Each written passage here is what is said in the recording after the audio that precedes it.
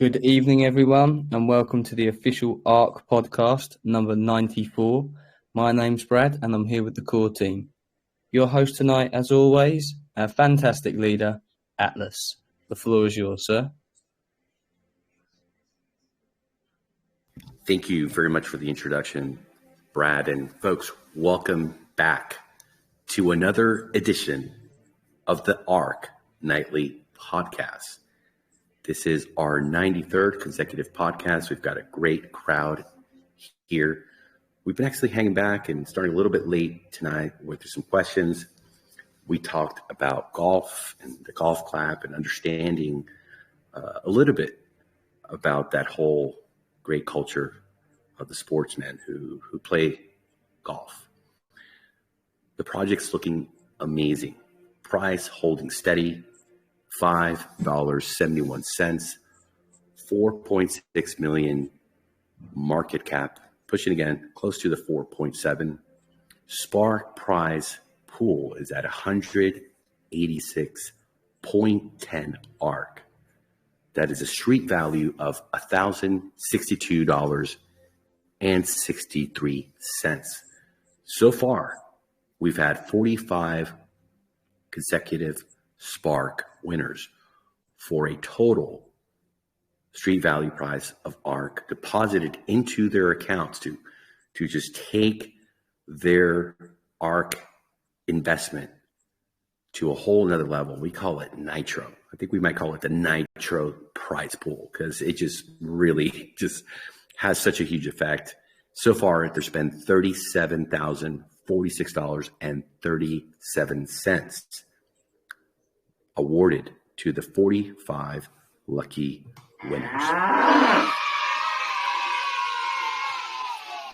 Tonight, we have the pleasure and honor of finding our 46th Spark Rewards winner.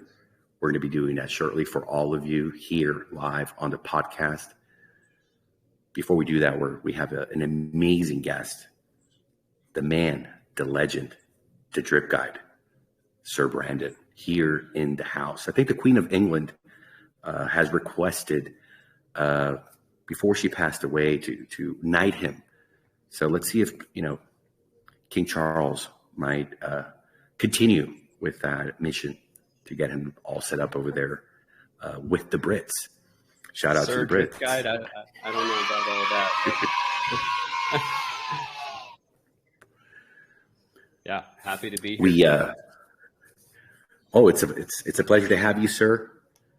We are blown away, impressed, humbled, and so glad to have you here. You've shown that you're a man of character, a man of research, a man who wants to take the time to understand what ARK is about. You've done your due diligence. You've been here on numerous occasions to ask the right questions. It's the best way to learn, right?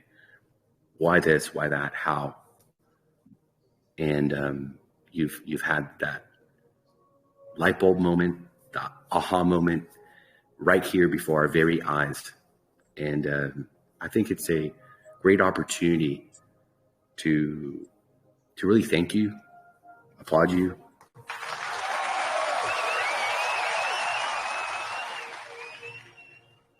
And also all the investors, all 2,754 investors in ARK who have taken the time to do due diligence, who have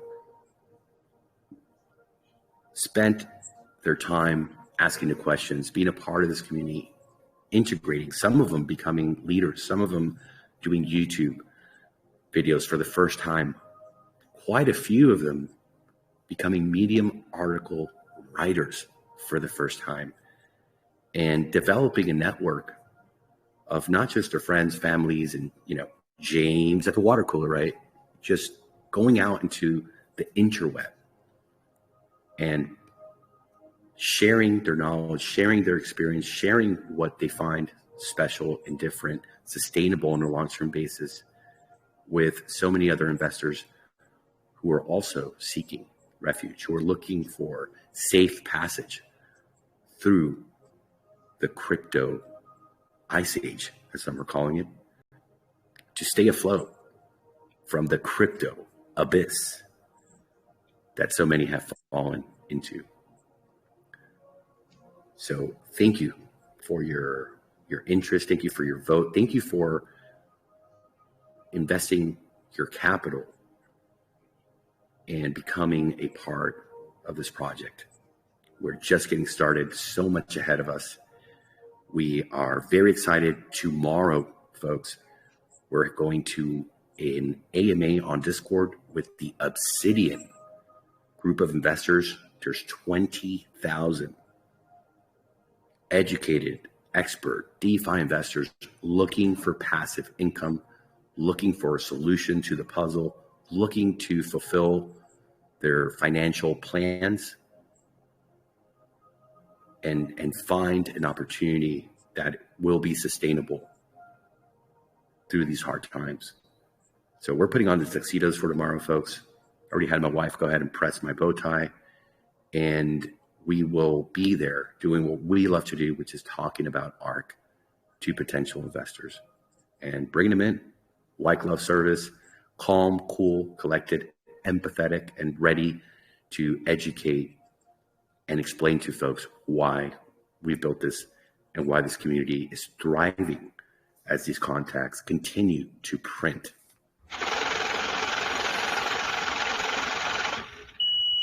That's going to be at 12 p.m. EST, 5 p.m. UTC. You'll find here pinned all the information to get you over to the Discord.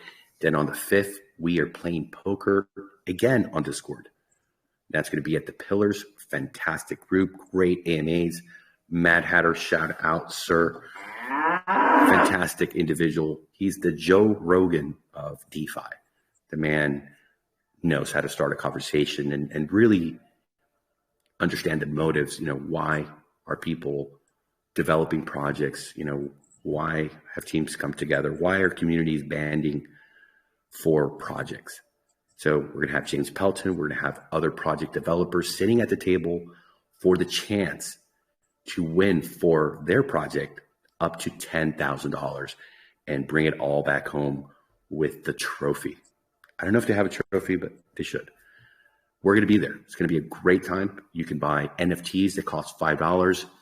We do want to let you know that you have until tomorrow, Saturday's the last day, to purchase the NFT and also register your wallet with them so that you're accounted for, and they're able to notify you in the Telegram if you have been selected, because not only do you get to come and watch, but you also may be the winner, as there's one mystery spot to sit at the table with the big boys and play for the large prize.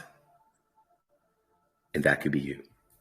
So a mystery player from the other projects, including ARK, is going to have that opportunity. So don't forget, if you want to participate, go ahead and make that happen. Join us on the 5th. We will be also there in full form, ready to represent. And I just can't wait, guys, to tell them, hey, do any of your projects give away $1,000 yesterday or the day before or the day before that or the day before that or for the short life period that ARK has had? Have they given $37,000 away? Have their legacy NFTs paid over $60,000 to the owners of those NFTs? I can't wait to get a response out of that one, guys. With that, we're also going to be starting next week a new contest. We are certain, we're sure, we've done the math. Right now, folks, we're sitting at 2,754 vault accounts and growing at a alarming rate. It's fantastic. Folks are hearing about ARK, they're coming, but I know we can do much better.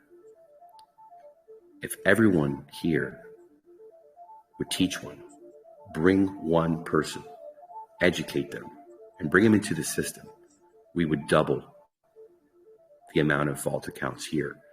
Our ILC reserves will be smashing through the roof. We will have so much buy pressure that the dynamic part of the ILC will be bringing price most likely to a new all-time high. I know we like the sound of that.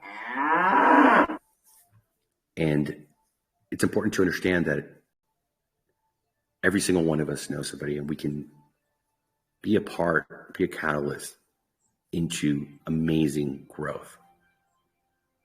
It is up to you. You will be rewarded through your participation, through growing your syndicate, to bringing new investors to this amazing platform, this protocol, this team, this community, and this amazing level of rewards that we're all seeing.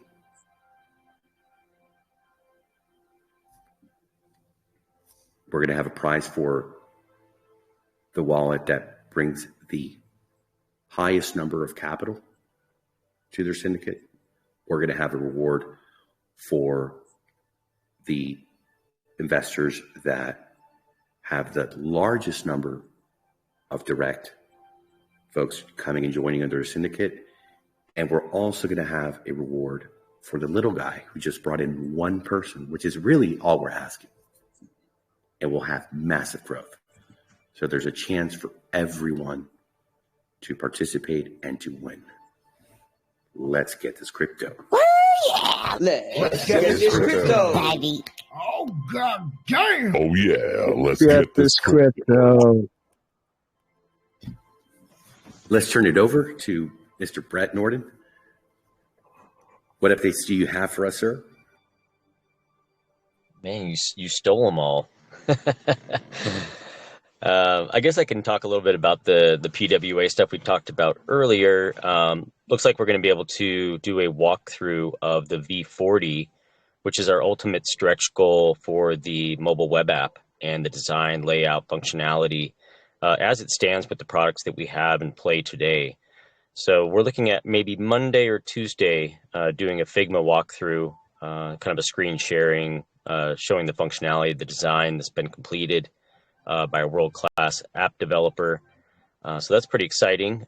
We are going to also start talking about the launch date for the mobile web app with the current DApp design, hopefully pulling some of those design elements out of the V40, which is our ultimate goal to get to, and pulling those into the mobile web app that we're going to launch first. And then we'll probably, I think we're going to have some discussions the next few days with the front-end UI developer and the designer to see, how much can we incorporate up front. If there's some things that just make a lot of sense intuitively to bring forward from the final design to this one, I think we could do that relatively quickly without delaying too much further. But as you mentioned, Atlas, our goal is to just get that in everyone's hands so they can have that easier onboarding and showing experience with other people to be able to connect to more users in the real world and bring in some more and onboard some more folks into the project. So that's really goal number one, and I think we're well on track to hitting our target. I've been working today on sort of the phased approach of what the next product pieces will be, and these aren't long-term, I would say, roadmap items. They're very near-term roadmap items, but they're big deals in terms of utility and use case and just overall, connecting the vision that we have for making a seamless onboarding and off-ramping flow for the project and for the ARK investor. And I think those will really bring a lot of excitement to the project and will be things that, people have been asking a lot about. We've been revealing a little bit, but not too much. And we've kind of been holding it close to the vest. Where we're getting closer to the point where we can start sharing more and more. This first step will be the mobile web app and sort of that reveal happening next week. And then we can start talking about the next steps and what we're bringing to the table shortly after that. So that's about it from my side. We did have those UI updates and we walked through those with Chris. If you haven't checked it out on the ARK Vault page, you can now click on the little settings icon next to the available rewards and access auto bond and auto redeposit, which is basically taking the withdraw slider, and whatever you would normally withdraw to your wallet will automatically get deposited into the foundation, and a bond will be created or can be redeposited back into the vault. So if you haven't checked out that feature, it's on the vault page. It's active and live for you to test out and try. And hopefully that's just a nice little convenience feature. We had that request from several people, and we just recently incorporated that yesterday. I think that's about it. I did notice today that we're over 180,000 in our bond stake value in the foundation. And so we're pushing up on 200,000, which is exciting. And then in our legacy NFTs, I saw that we went over the 51,000 or so in the rewards pool, and we had a few more mints. I'm not sure if that happened within the last 24 hours. I think we maybe had 5 more legacy NFTs. I'm not sure if Catalyst caught that, but I just happened to glance at the page earlier and noticed that. So yeah, big growth happening. Wallets are up, legacy NFTs up, foundations up. So, everything in the stats column is looking positive. So it's great to see the growth. Absolutely. Great update. Yeah, the legacy NFTs are flying off the shelf. Folks are figuring out how powerful, how rewarding they really are.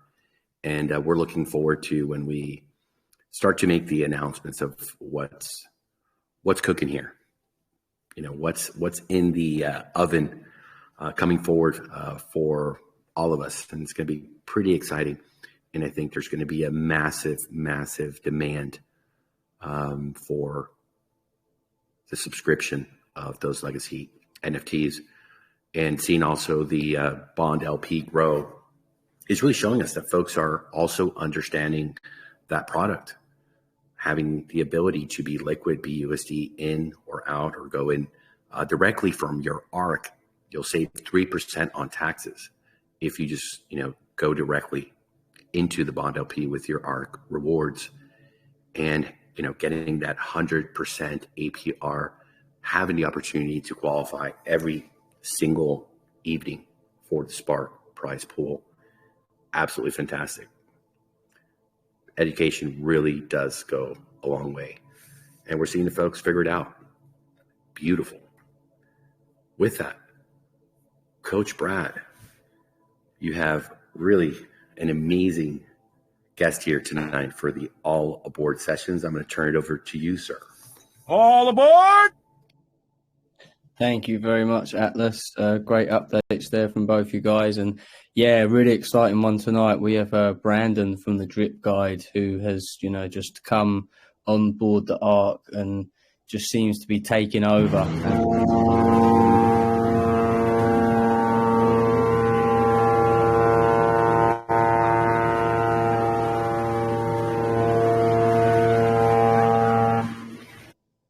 That one is a little bit too long. That sounds it's a long old horn. I'm not sure if that was the horn of the ARK or Brandon's horn telling everyone to get out of his way, because this guy has big plans for what he's doing here, and it's very clear to see. So it's absolutely great to have him on board, and he's dropped technically 3 ARK videos already, but 2 ARK focused videos. The first of which most of us went over and watched live with him on the podcast, which was great. And then we actually did the same thing with the second one. But he is here tonight to present his work. The video is too long for him to just run it and watch the whole thing with us. I have I think it's about an 18-minute segment of that yesterday's video to present. But yeah, definitely awesome. Not going to play the entire 1 hour and whatever 26-minute video. Yeah, it might be a bit too long for the segment, but 18 minutes is absolutely fine. And I look forward to going through that with you. It's great stuff. And we also have a couple of Medium articles to help push that algorithm, as we do every single night. That's what this segment's about. We want ARK to be everywhere. We want to get the net spread, educate people, and, give them the same fantastic opportunity that all of us have being here. So just before I hand it over to you, Brandon, I just want to let everybody know it's the standard now for the segment, but you have to like, subscribe and comment on the YouTube videos, and for the Medium articles, it's clap 50 times, comment and follow, and then send your screenshots of all 3 over to Fortunate Enough, and you'll be entered for tonight's draw for between a 50 or possible 100 BUSD giveaway. So I will drop those in the main chat for you guys now and hand it over to you, Brandon. Thank you. Yeah, I'm super grateful to have this opportunity. I'm guessing there's probably quite a few folks in the podcast tonight that maybe this is your first time. And so just to spell it out a little bit more, this all aboard session is, for me, it's a dream come true. And I'll talk about that. But essentially what we're doing here in the podcast is we are featuring every single night, right? They do the podcast. We do the podcast every night. And every night we have this all aboard session where we're either featuring a YouTube video that somebody in the community has made, or a Medium article. I guess we have 2 Medium articles and my YouTube video from last night. Oh, okay. You stopped your screen share. It looked like I was losing the connection. If I lose my connection, I apologize in advance. I'm hotspotting off of my phone, and I'm here in Añasco, Puerto Rico, in the mountains. Pretty strong 5G signal, but you never really know. So yeah, this all aboard session is designed to pump the algorithm, like Brad said, and I think it's completely genius. I'm coming from, it's a dream come true for me, literally a dream come true for me personally, because I got started with Drip day 29, May 21st, 2021. And at that time, I did have a YouTube channel. I was only doing, by the way, if you don't know who I am, my name is Brandon. My YouTube channel is called Drip Guide, like a tour guide, but for Drip, youtube.com/Drip Guide. So I was doing day trading videos on my channel. I think I had somewhere on the order of 250, maybe just under 300 subscribers. And today, as of the beginning of the podcast here tonight, 11,933 subs. That is 99% coming out of the Drip community. But in those early days, May, June, July of 2021, I was doing trading videos on my channel, and I was just starting to get involved with Drip Network. The only thing we had back then was the Telegram group, the main Drip Telegram group. I want to say there was somewhere on the order of maybe 3,000 or 4,000 people in that Telegram group, and then it very quickly got to maybe somewhere around 10,000, maybe 15,000. I can't remember the exact growth rate, but there were thousands and thousands of people in that Telegram group. And I started making videos. I rebranded my channel and moved away from the day trading content and started exclusively doing Drip Network related content. And I was in that Telegram group. Again, that was the only platform that we had to interact and hang out as a community. And I was pounding the table in there that all of the people in that Telegram group, everybody should be going and viewing each and every video, not just my videos, but all of the videos that were coming out related to Drip. Each video should have thousands of views. Each video should have thousands of comments. Each video should have thousands of likes. And that's the way to grow as a community and grow as a DeFi platform. Literally every day, sometimes multiple times a day, I had a canned message that I would post in the Telegram, trying to get people to jump on board with this. And it was just like we were doing last night. It was crickets. So this situation that has been set up by Atlas, by the way, I think Atlas is a tremendous, fantastic leader. I was having a conversation with one of my friends just today on Telegram talking about leadership and what makes a good leader. And it came up, there's words and there are also deeds. I think Atlas is a fantastic example in terms of words. For example, pretty much every night, this is maybe my 5th podcast that I've tuned in for, and something you'll hear Atlas say time and time again is there is no dumb question. There is no stupid question. And he will frequently stop this podcast and go, okay, hey, I just want to check in with everybody. Are there any questions? Are there any comments? He does that repeatedly. And I think that's a deed that shows true leadership and the kind of leadership that I really enjoy. Another thing that he has done is set up this podcast. I think it's fantastic. We had the camaraderie here talking about golf, talking about all sorts of things. And it's just that it just creates that close-knit community feeling, which is super, super important. I'm going to talk about this in the video that I'm going to play for you guys tonight. With a DeFi product like this, with a daily ROI DApp like this, user adoption is so important. We live or die based on our user adoption, and having this nightly podcast, having the all aboard session where we're pumping the algorithms on Medium, on Twitter, on YouTube, all the big platforms. All of those activities go a long way, I think, into creating a lot of momentum and a fast rate of user adoption, which that's how we're going to be successful. So it's all like just a massive. I don't know. I just continuously feel impressed and wowed, and like Atlas was saying a little bit earlier, I've had so many of those aha moments. I've had so many of those wow moments, and I've had so many moments where I just felt, damn, I'm really impressed by the leadership here. So all of that being said,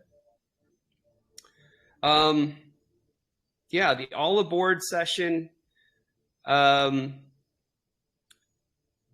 I think it goes a long way. I look forward to sharing this video with you. By the way, little tip from your Uncle Drip Guide.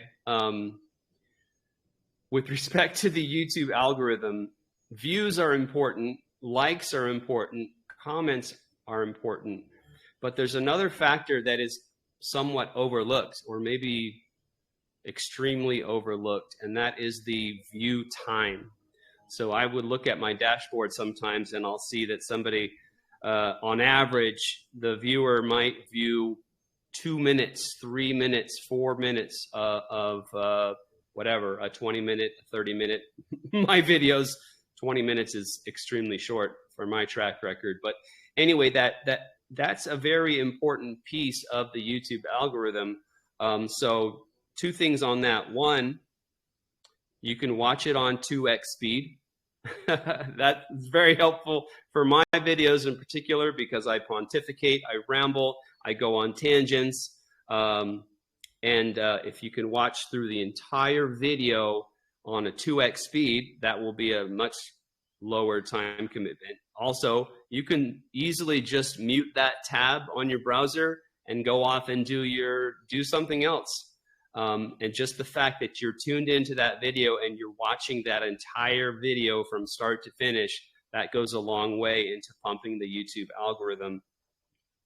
So fast forward it, or not fast forward it, 2x speed it, or 1.5x playback speed, and then just watching it on a muted tab.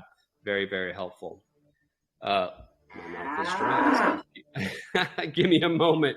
Yes, feel free to interject with as many soundboard sound effects as you would like, Atlas.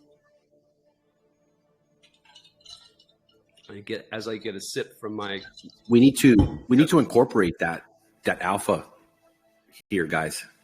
That's a very important point here that we have to put into the instructions, Coach Brad. We want it to be effective. We don't want to just do something for doing it. We want it to be really effective, and the benefits are for the whole community, for the whole project. So it's as simple as being here on the live stream, opening up another browser, muting it so you could hear the podcast while it's happening live, and just letting it run.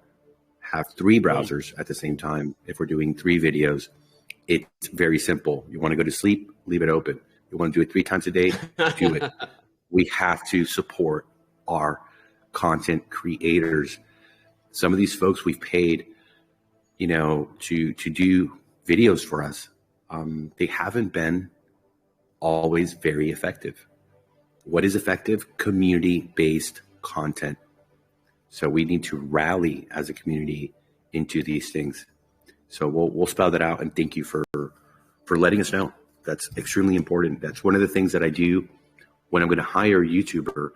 I ask them for the demographics by country, and I want to see also the amount of the duration on average. Some of these people, I'm not going to say any names, they have 30, 40 seconds, views.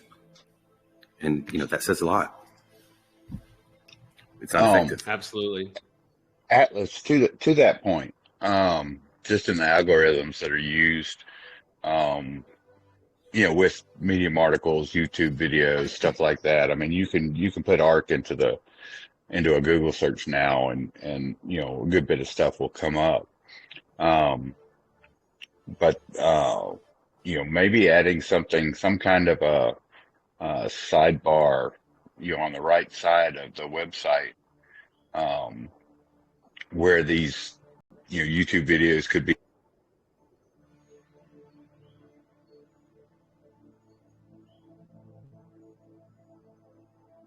Mm-hmm.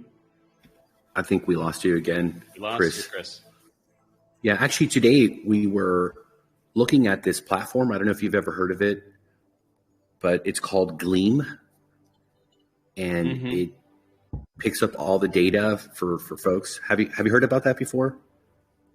Brandon? Yeah, I believe actually Forex Shark used that for marketing and promoting on social media the launch of V2 of the Animal Farm.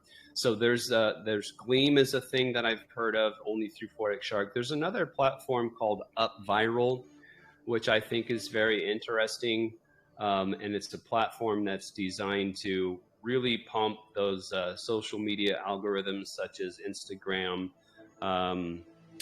Twitter, have people join and subscribe to YouTube channels, et cetera, et cetera. And so what you do is you have like a contest, you have a giveaway, and the UpViral software takes care of everything. So people get, it's really interesting because people get a link. When you sign up for the contest, you'll have a $1,000 BUSD giveaway, right? And so people will go to that and they'll click on that and they will sign up for the contest, for the giveaway. And when they do that, they get a unique URL that is just for them. And with that URL, they are then they're incentivized to share that URL on various platforms, whether you're emailing it to somebody, you're posting on Facebook, you're posting on Instagram, and Twitter, whatever, you shill your link as a contestant for this giveaway contest. You want to shill your link as much as you can. Every time somebody out in the wild clicks on your specific link, you earn another ticket to the raffle, so to speak. You earn some more points, and the more points that you have, the better your odds of winning the eventual giveaway prize.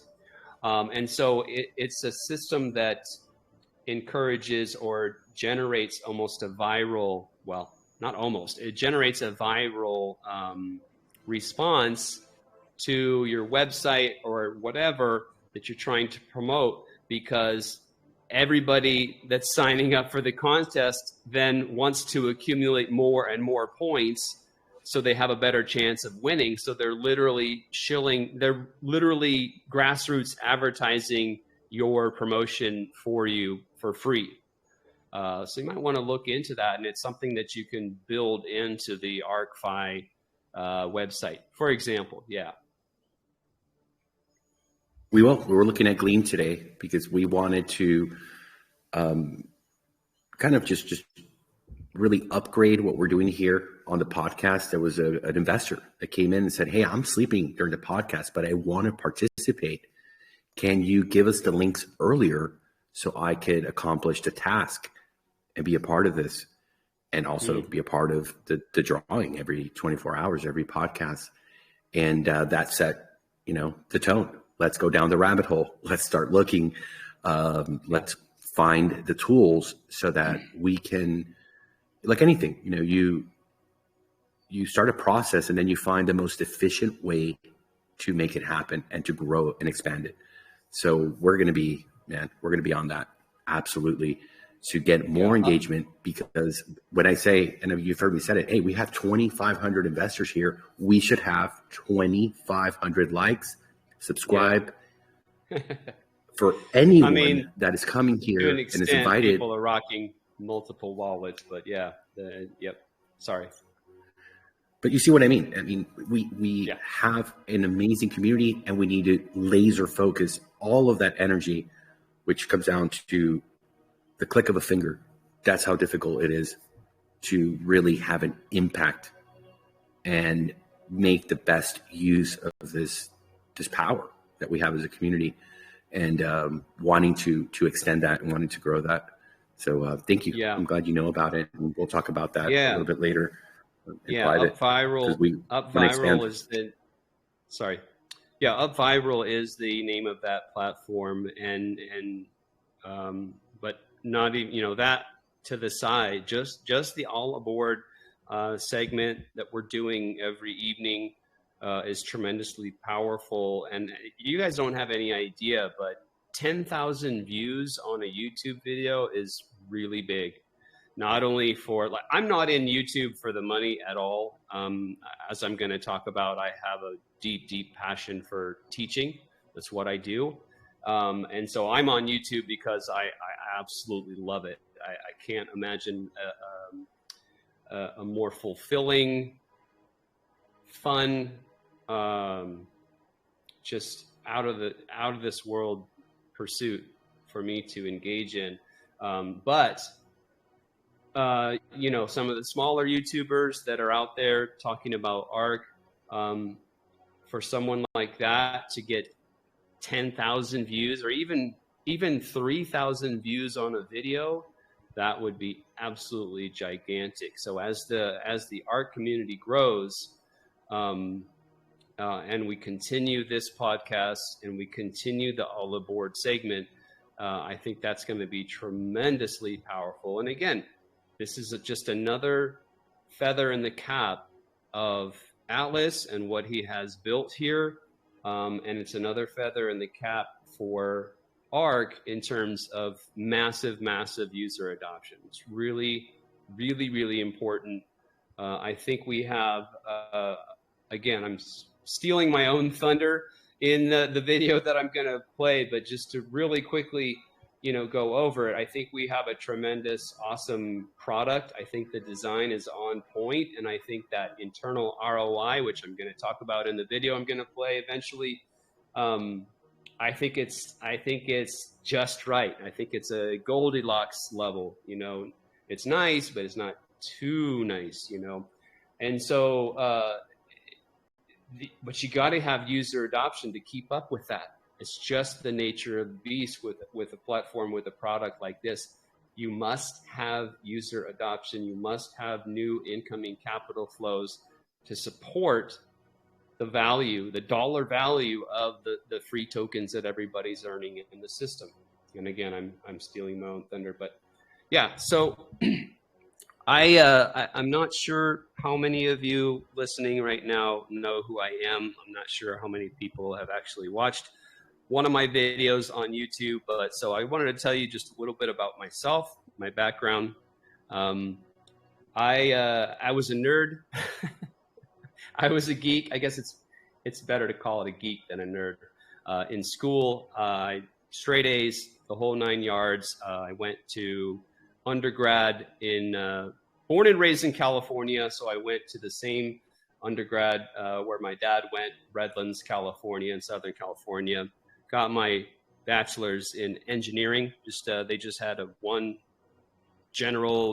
generic engineering program there. And then I went to Stanford to get my master's degree in mechanical engineering. A little bit of a misnomer to call it mechanical engineering because they have a track of courses there at Stanford that's called Smart Products. I believe it's still going to this day, although the main professor probably has retired by now. But Smart Products was, the way I describe my experience at Stanford is I spent many hours in a lab building little robots that ran around on the floor. I learned electronics, I learned programming, I learned, mechanical engineering and designing some mechanisms and whatnot for robots, and really enjoyed that. Right out of school, I got hired. I got recruited by Ford Motor Company. They moved us out to Dearborn, Michigan, into the ice, into the cold, into the snow. I'm a California boy, so that did not last very long. But what happened at Ford is I thought, oh, this is cool. It had been a lifelong dream of mine to somehow be involved in designing cars. And here I was working for Ford Motor Company as a mechanical engineer. But I found out very quickly that engineers at Ford don't actually engineer anything. They're basically just highly paid administrators. There are a billion different little companies that supply parts to the auto industry, Ford being one of those main buyers. And so as an engineer, quote unquote, engineer at Ford Motor Company, you're really just administering over these suppliers. You're calling them up, you're making sure that they're on schedule, you're making sure that their designs, they're the ones doing the fun engineering design work, and I'm the one making sure they're on schedule and they're meeting the specifications, etc. Just absolutely not the right pursuit for me, not fun at all, totally boring. Thankfully, I got recruited by a headhunter in Silicon Valley and moved out, started working for a company called KLA Tencor in Milpitas, California. That is a company that's deeply entrenched in the semiconductor manufacturing industry, and I got hired as a new product introduction engineer. That's what they called it, supporting and helping to introduce a new unpatterned silicon wafer inspection system. Wow, that was a major difference for me. There was tons and tons and tons of high-tech, bleeding-edge technology built into this SP1 product. Robotic wafer handler, all kinds of insane laser optics, fully automated scan deck, tons of it was just this massive machine that was filled with all kinds of fun robotics and fun things for me to sink my teeth into. And it was with this job that I discovered my true passion, which is teaching. My main role in this career, this job with KLA Tencor, was to help field service engineers out in the field dealing with this new product. So I developed training material, I wrote procedures, and mostly what I enjoyed were the emails and the phone calls that I would get from somebody out in the field trying to fix a problem. And so it was the process. First of all, it was the process of sinking my teeth into the technology, exercising my brain muscles to really understand this piece of high-tech machinery at a very deep level. So tons of fun for me just doing that. But then the piece of it that I really, really enjoyed was getting to teach somebody something. Being a tech support engineer is all about these little micro teaching moments. I get a phone call, I get an email, they have a problem, they tell me about it, I do a little bit of Q&A with them, and then I help them solve this problem. And so it's a little moment where I'm teaching this individual how to fix this problem. Tremendously fun for me, tremendously fulfilling for me. I think my philosophy is there's a lot of things that we can do as human beings, but I think the most fulfilling thing that we can do as a human being is to contribute to the well-being of another person. I get a little emotional about it, actually. So, discovered my passion, realized how much I love teaching, how much I love technology, and how much I love helping other people. So that went on, and that was a long time ago. I had a 25-year career in KLA 10 Core and another company at the tail end of it. I quit my job. Thank you to Forex Shark. Thank you to Drip Network. Thank you to Animal Farm. I was able to quit my job January of last year. Yeah. I mean, well, that's a whole other story. I wanted to talk about, in fact, it was kind of funny that we were talking about golf. I was a big golfer in high school and a big golfer in college. In fact, one of my teammates at the University of Redlands was a guy named Ronnie Stockton. His dad was the PGA professional Dave Stockton. So that was really cool. But when we were talking about golf, I was reminded of, well, first of all, I was just enjoying the camaraderie. And again, it's a testament to what Atlas has created here in the ARK community. And it's really unique. I think it's wonderful. And I think it will take this platform, this ecosystem, a long, long way in terms of user adoption. Anyway, I was enjoying that. And I was thinking back to when I first started Team Drip Guide, and actually my first admin ever. I had two guys that approached me and were helping me in the early days of Team Drip Guide. And one of my friends there is Matt. He was actually in the podcast. I think he probably ducked out. He's a Brit, like Brad. I think Matt and his name is Matt, and I think Brad, you and Matt would just totally hit it off. I think you guys have similar personalities. I think you would totally click. And he's a Brit, so he's got that going for him. Anyway, he and I had a chance to actually meet face to face last summer, and that was fantastic in the sense that we had the drip community, we had the Animal Farm community, but we also had this little microcosm, this community within the community called Team Drip Guide. And Matt, getting to meet Matt, we actually went and played a round of golf together in somewhere in England. I don't remember exactly where it was.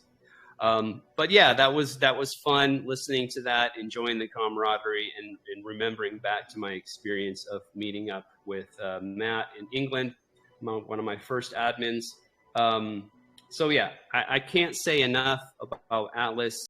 Every time I think I can't be more impressed by the guy, he does something else, or I learn something else, or experience something else, and I'm just like continuously more and more and more impressed with Atlas and the architect, Brett. These guys are amazing, and again, I think that's tremendously helpful for user adoption and just sort of the climate, the culture, the zeitgeist that we have within this community, of which I've only been a part. It's been a week. I literally had my first DM or my first voice chat with Alice and Brett and Florida Realtor, I think a week ago, maybe 8 days ago. But everything is jiving, everything is gelling. There's so much synergy.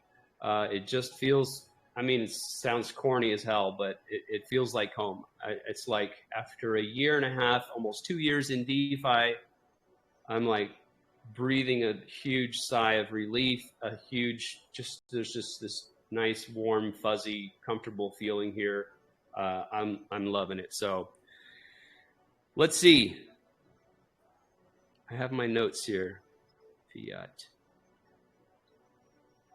Can't remember what I wanted to talk about there, but why don't we just go ahead and get into the video?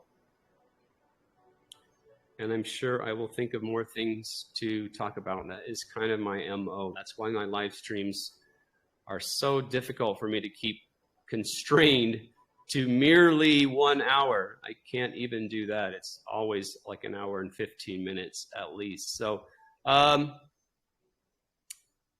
Brad, what do I do here? Are you guys am I still tuned in? Can you guys hear me? It's like crickets again. Where's the crickets? Hear you Cue perfect. the crickets. Yeah, You're crystal clear, calm, cool, and collected. And Brad will show you how to get the screen sharing up and running. Fascinating, and we're video. not in any rush, Brandon. When we come in here, we come here to do what we do, and there isn't a time limit. There isn't any rush from any of us here. Anybody who doesn't want to be, they can always go to bed or do what they have to do, feed the kids, change the diapers. Most people just listen while they do all that.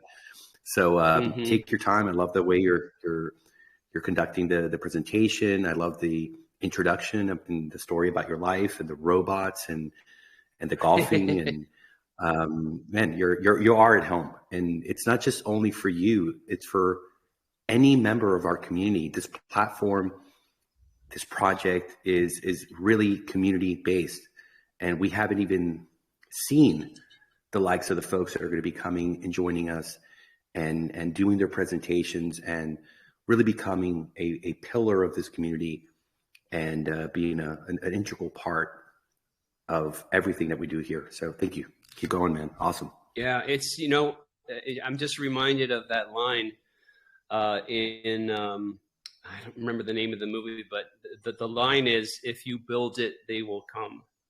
And I think that's super applicable to what you and Brett and the team have built here. We talk about it a lot. It's called Field of Dreams with Kevin Costner. Yes. Yeah, we talk about it a lot. Yeah. And it could not be more applicable to what we have going on here. And like I said, I just keep pounding the table on this. This is going to be what you've built here. They will come, and that's how we succeed. That's how we win and win. Like Richard Hart always says, we can't be winning any harder.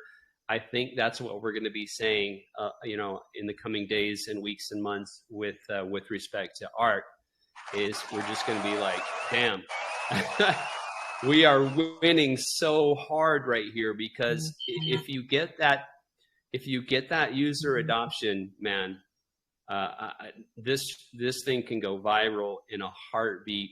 And can you imagine growing from, okay, let me tell you a little bit of story. Let me go off into the weeds here just a moment. Early days of Drip, think of the time frame, late May 2021, leading up to mid-July. And I remember I've talked about this price action so many times on stream, so it's ingrained, it's buried in my memory. So late May, we bottomed out. The price of Drip bottomed out at $2.04. I used to track it on a spreadsheet. Shout out to you, Catalyst. I got some spreadsheets going on as well. Almost 20,000 rows in my main crypto related spreadsheet. Anyway, I'm digressing within a digression. Exactly. I'm digressing from a digression. Anyway, late May, Drip was $2.04. 4 cents. That was the bottom. That was the lowest price that I saw on the chart there when we only had the native decks for drip. And the number of accounts in Faucet was just less than 2,000. I don't remember again how many people were in the Telegram, but I remember distinctly 1,900 something users, you know, on the Faucet on the Drip Network homepage. It shows you now I think it's 140,000 or something like that. So just under 2,000. And the big news at that time was bee farm. So we were going to have this yield farm that was going to incentivize people. They were going to have a drip BUSD. That's how the drip BUSD liquidity pool got started, by the way. A lot of people don't know that, but that was started because by a project called Bee Farm. I mean, really, the liquidity pool is on PancakeSwap. So they didn't start it, but that was going to be the first ever yield farm to incentivize people to add liquidity to drip in the form of drip BUSD, right? So there was a big pump, and the price went from a low of $2.04 all the way up to, I think it was July 16th or July 17th. It hit $58.88, I think is the price that the highest price that I saw. And the user adoption went from just under 2,000 accounts in Faucet to just over 4,000. So what happened with that user adoption equation right there is we basically doubled, maybe 2.5x the number of Faucet accounts, and the price went from $2 to $58.88. Now, we got the ILC with the Arkfi token. And I think it's a brilliant design. And what it does is if we experience a lot of buy pressure, then that ILC is going to sort of replenish its BUSD reserves, so to speak, sort of fill the coffers with BUSD in preparation for any time in the future when we need it to go the other way and we need it to absorb some of the sell pressure when the equation flips. So we're not likely going to see an insane pump like that in the price of the Arkfi token. I don't think. I might be wrong about that. But I think that's not really what you want anyway, because if you're going to control it to the upside, that means you also have the ability to control it to the downside. And that's what we really want. We just want a nice steady state token price. And the real earning comes in the fact that you're getting that compounded interest daily, right? So I think it's a brilliant design. Why did I get off on that tangent? I don't remember anymore. So let's just go ahead and dive into the video. So if I share my video, no, you guys don't want to see me in my reading glasses. I want to share my screen. How do I share? The amount of times I've done that, Brandon, where I'm trying to share my screen and then I end up seeing my face and I'm like, oh, for God's sake. Well, I don't see, I'm just going to do it because I don't see the share screen button until I'm actually sharing my video. So share. You should just be able to flip to share screen from there. Yep. Boom. Okay, now you can see my screen. And you can probably still see my video camera in the corner. Is that right? We can, yeah. This is one of my all-time favorite movies, The Matrix Reloaded. Let's do the sound test with this. Oh, wait. Wait a second. I need to actually go to that screen. Let me turn this off. Let me go over here.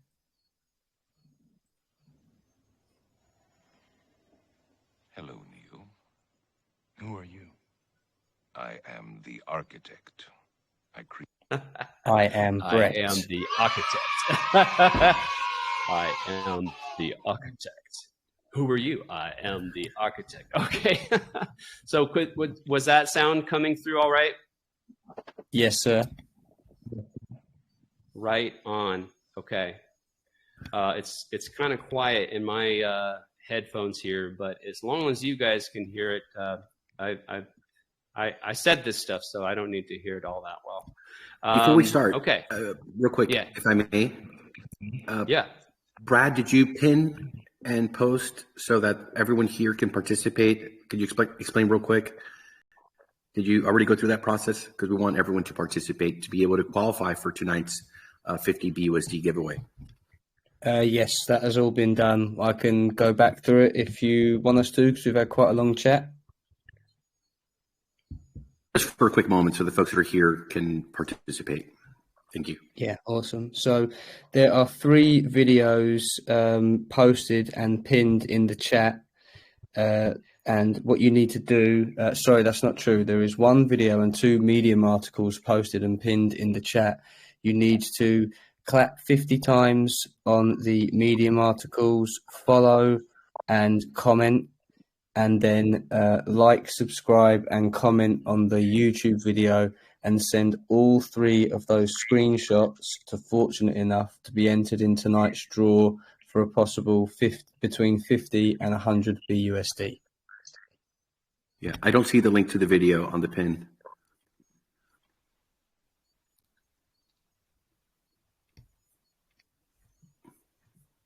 There you go, sir. Thank you.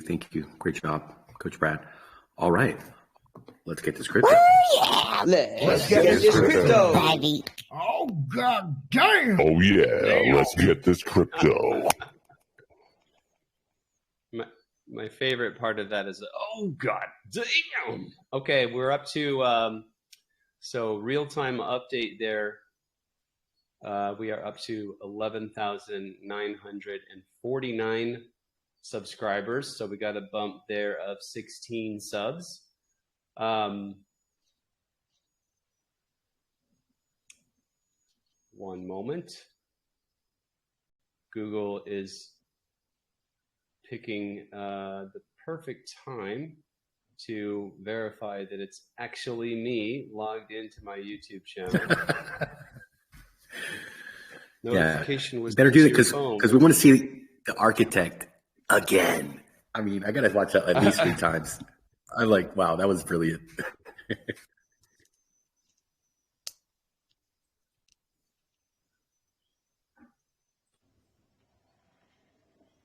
Hello, Neil.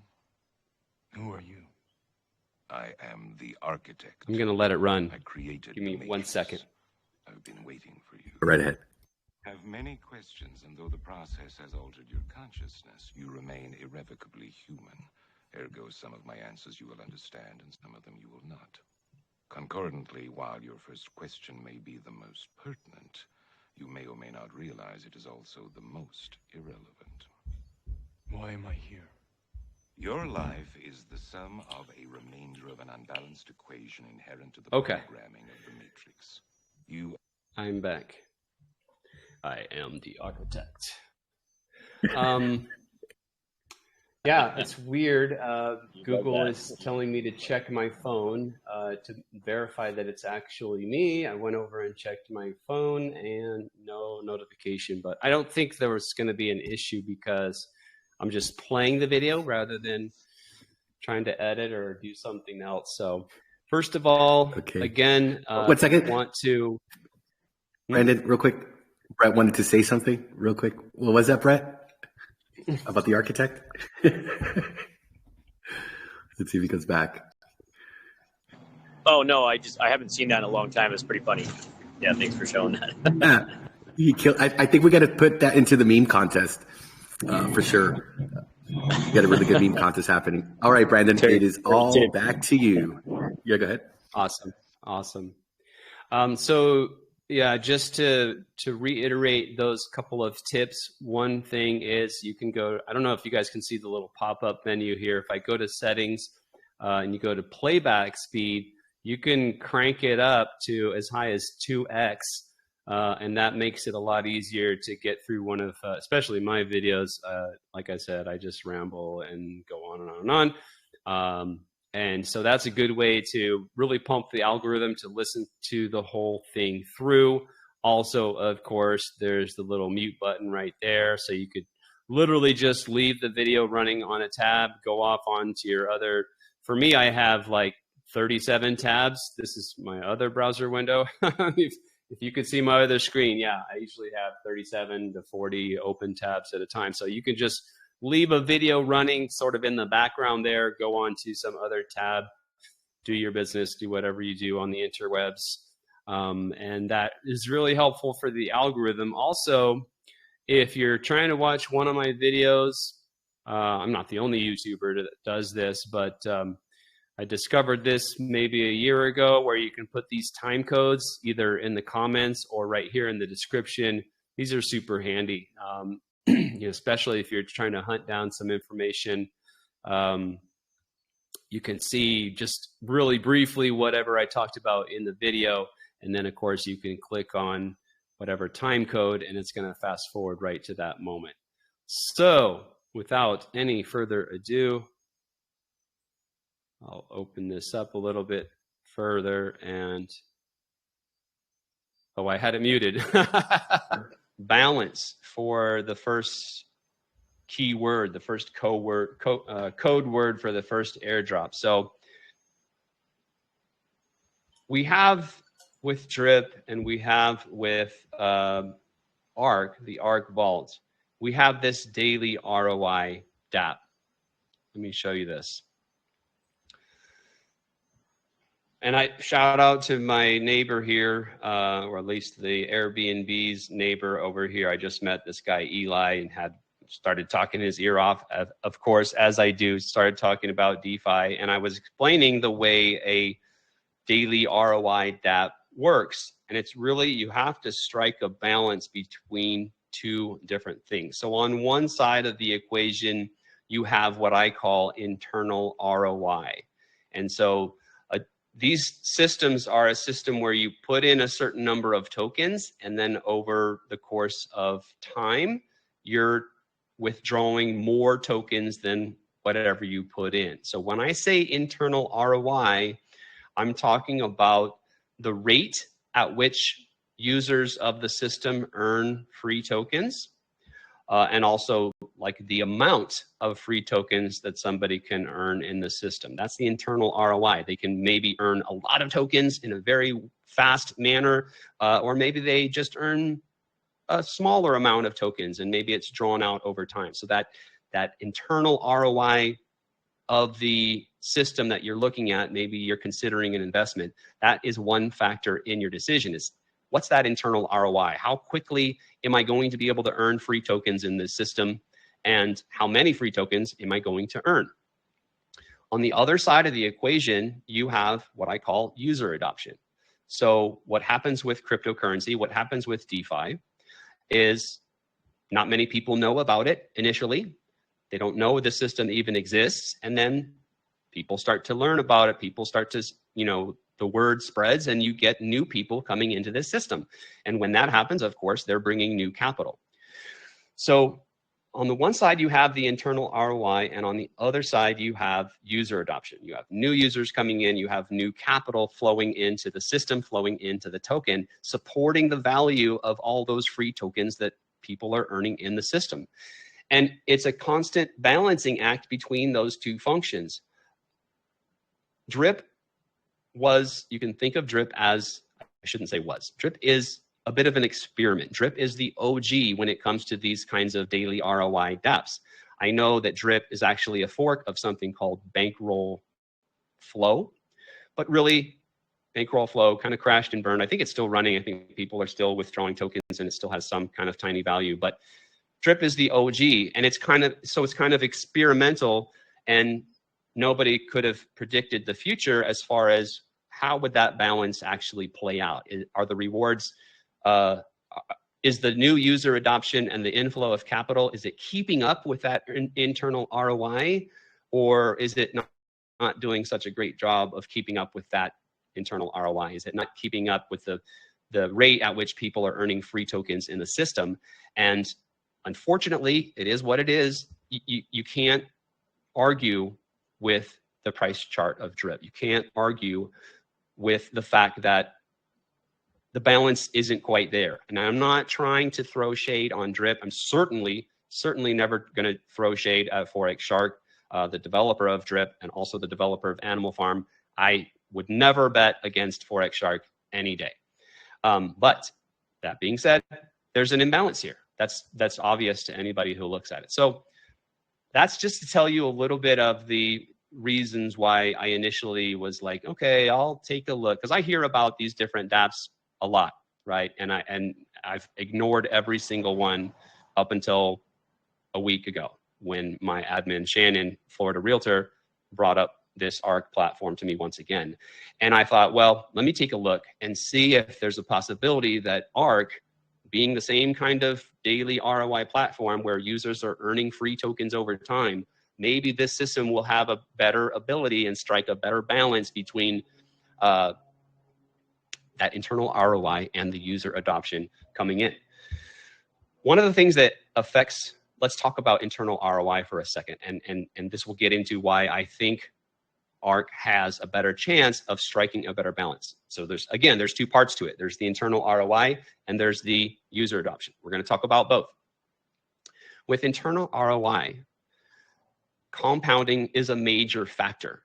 If somebody is able to hyper compound, if they're able to just every day, maybe twice a day, maybe 3 times a day, they're able to compound their earnings in the system, add to their deposit, their principal balance in the system, what happens is that principal balance grows exponentially. So you can have a situation where somebody buys 10 tokens, they put those tokens into the system, and they just day after day after day after day, they hit that compound button or hydrate button, whatever it is, and they grow their deposit exponentially. And they get to a point a year and a half, 2 years down the road where they're literally taking hundreds of tokens back out of the system. It's not impossible for the user adoption to keep up with that. It's not impossible, but it is difficult. The higher that internal ROI is, the harder time you're going to have for that user adoption to keep up the pace. There's not enough. There's new users coming in, but maybe not enough. There's new capital flowing in, but maybe not enough to keep up with that high internal ROI. And hyper compounding exasperates that issue, right? If somebody's able to put 10 tokens in and take 40,000 tokens out, you might have a problem on your hands, right? The other thing, another thing that can come into play with that internal ROI side of the equation is built into the system. You can have different mechanisms that throttle the earnings. So throttle means to restrict, to control the rate at which people are earning free tokens and the number of free tokens that they're earning. That can be throttled back with different mechanisms that encourage and incentivize good behavior, right? And so I don't want to get into a comparison between DRIP and ARK. To an extent, it's impossible to avoid that sort of tone to what I'm saying here. So indulge me on that. I'm not trying to throw shade on DRIP. I think I would never bet against Forex Shark. And on the user adoption side of the equation, on that side of the balance, you also have utility, right? You have people in the community creating new utility for the token. You have Forex himself creating new utility for the token. Scratchies is one, a major one, right? The new UI, the fiat on-ramp, et cetera, et cetera, et cetera. Layer 2 products, et cetera. So it is entirely within the realm of possible that even though we've had this sort of an imbalance so far, DRIP's story is not done. It's not over. The fat lady hasn't sung yet on DRIP. We do have a ton of new stuff coming for DRIP, and therefore we might see a massive, massive wave of user adoption, which could totally overwhelm that internal ROI, right? So I'm not trying to throw shade on DRIP, but what I am trying to demonstrate to you guys is there is a way, there are different mechanisms that you can design a daily ROI dApp where you have throttling, you have incentives and rules of the system that prevent that hyper compounding situation, right? And all sorts of things that you can design into the system that help with that internal ROI. And by help, I mean, let's tone it down a little bit. Like, you want to find that internal ROI that's good, that's attractive, that gets people excited, right? You want it to be good. It's Goldilocks. You want the Goldilocks ROI. You want it to be good, but not too good, right? User adoption side, what's most important to me personally, you want to attract new users, right? And so you want those new users to come into this, and you want those new users to be very warmly received.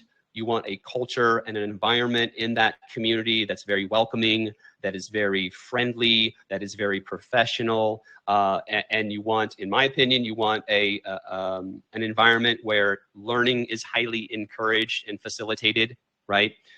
These are all good things that really help with that user adoption. Another thing that can happen, another thing that helps with user adoption is price stability. There's no, so I don't want to compare, I don't want to throw shade. Within ARK, there's a mechanism called the Intelligent Liquidity Controller, ILC.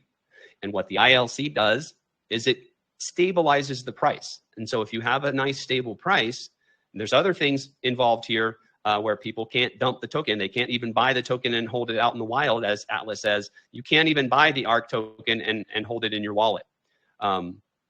Any tokens that you buy, they go automatically into the vault. They're automatically staked in the system or deposited into the system. I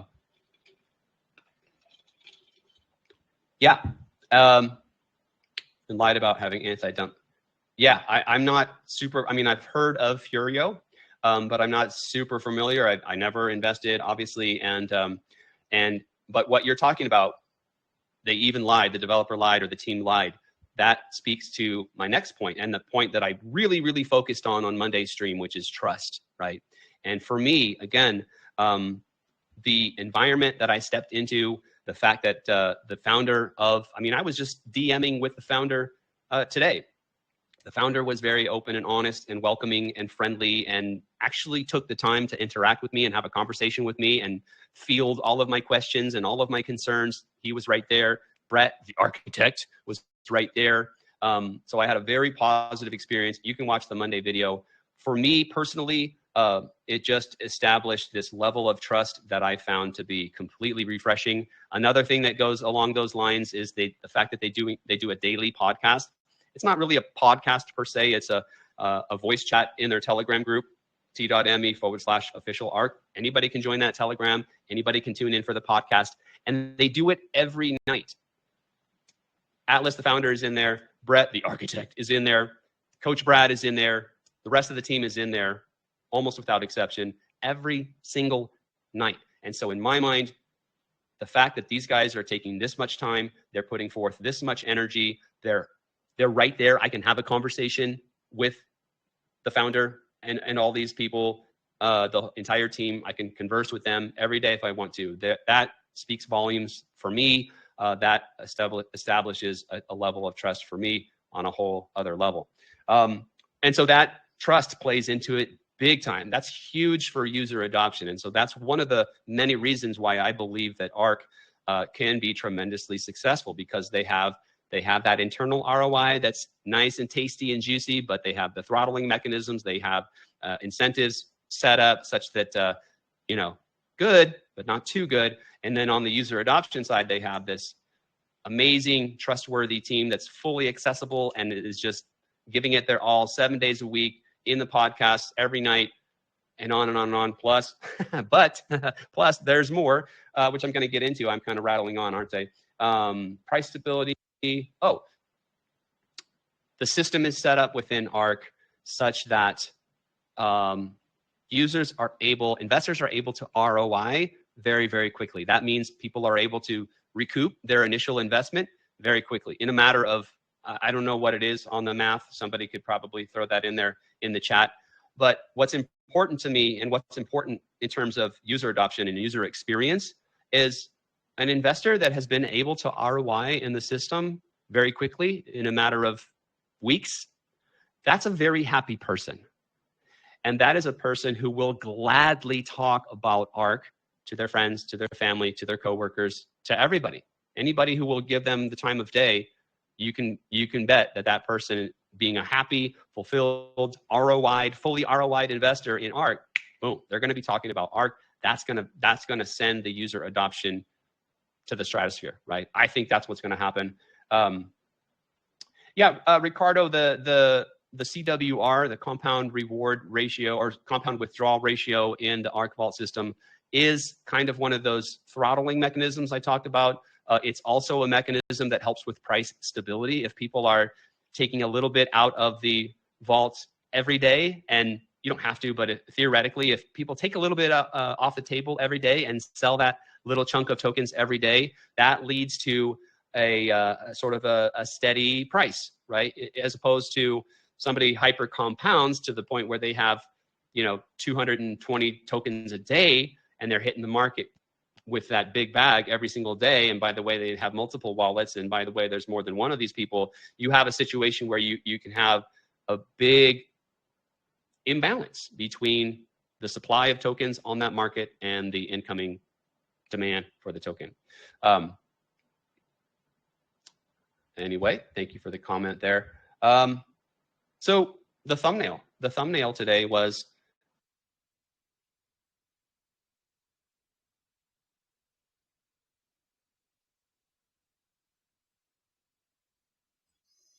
okay. I didn't want to show the entire video, so got to that point, and then from there on, I talked about the Spark Awards, which I think is absolutely amazing. Anybody can win. Every night they're giving away pretty much $1,000 worth of ARK into your deposit. That's insane. So I talked about that. I talked about starting to form my syndicate and some of the benefits related to that. And I think that's pretty much it for my Brandon, part. just to touch on the second part of the question from Ricardo here. I'm not saying that you're unaware, but just in case you're not, the earned tokens that you earn out of the system at at the 2% or 1% a day, those tokens you can hold in your wallet. You don't have to immediately sell them or invest them straight back in. It's only purchased tokens that you can never hold in your wallet, but your earned tokens you can hold. Yep. Yes, perfect. Yeah. So I'm of the opinion, I've kind of gone back and forth on this a little bit, but right now I'm kind of thinking what I want to do is save up the tokens to an extent, but I think when I get to a certain number of tokens after a few days or whatever, then I'll just go ahead in sort of a dollar cost averaging way. I'll just sell a handful of tokens once a week, once every 5 days, something like that, to where I will already begin to ROI my initial investment a little bit at a time. Like everything that everybody preaches here in ARK, take profits early and often, take profits responsibly, which is what that really means. When you're taking profits early and often, you're not saving up 3,000 tokens to dump all at once. And I think it's a beautiful system. Yeah, for sure. And then the other part of that is, you can hold those tokens and sell them, whenever you want, but you can only sell 200 ARK tokens in a 24-hour period. And I'm not, I'm sure you're aware of these things, but just for the sake of anybody listening later and stuff. I did actually mention, just in that video, I did mention the 200 token limit. I believe maybe I'm thinking of a different video, but yeah, absolutely. The thing that happens on these live streams is there's just so many things to talk about. anytime I start talking about one thing, and then it'll remind me of another thing, and then I'll start talking about that. Like I just said a moment ago, a divergence from a divergence, or yeah. Before you know it, you're talking about 4 different things at once, and yeah, I can see you love to talk, and that's great. It's awesome. I can talk. I mean, if it's something like DeFi, something like cryptocurrency, tokenomics, don't get me started on fiat currency. You guys know how I feel about that. Yeah, it's a lot of fun. I also like the interaction part of it. I love taking the questions. Like I said, in my sort of introduction of who I am as a person, those little teaching moments are tremendously fun, tremendously fulfilling for me. I just absolutely love it. I'm super grateful for my subscribers. I'm super grateful for all the people that tune in regularly, because that makes the whole thing possible. I can't do any of this fun stuff without participation from the community. So extremely grateful for that. And let's get this crypto. Well, I'm pretty sure you're going to be, a big part of this segment going forward, because, you certainly dropped the alpha and you've got the audience, and we love having you here. So, thank you very much for being a part of this and coming on. This was your first, this was your baptism into the segment, sorry. But I have a sneaky feeling you're going to be a big part of this. Baptism. Yeah. Beautiful. We're up to thank you. I'm overjoyed and very happy. The current subscribers now has come up to 11,958. So thank you everybody that subscribed. One thing I was thinking about that, Brandon. Strength here. Oh, sorry. I didn't know you were still talking, buddy. You continue.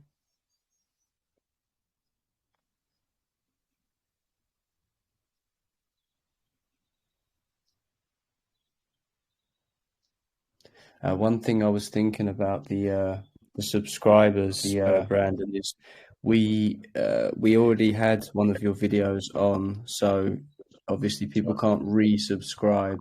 So if you look at the comments, you should get a better feel for how many people have, been interacting with the video this evening.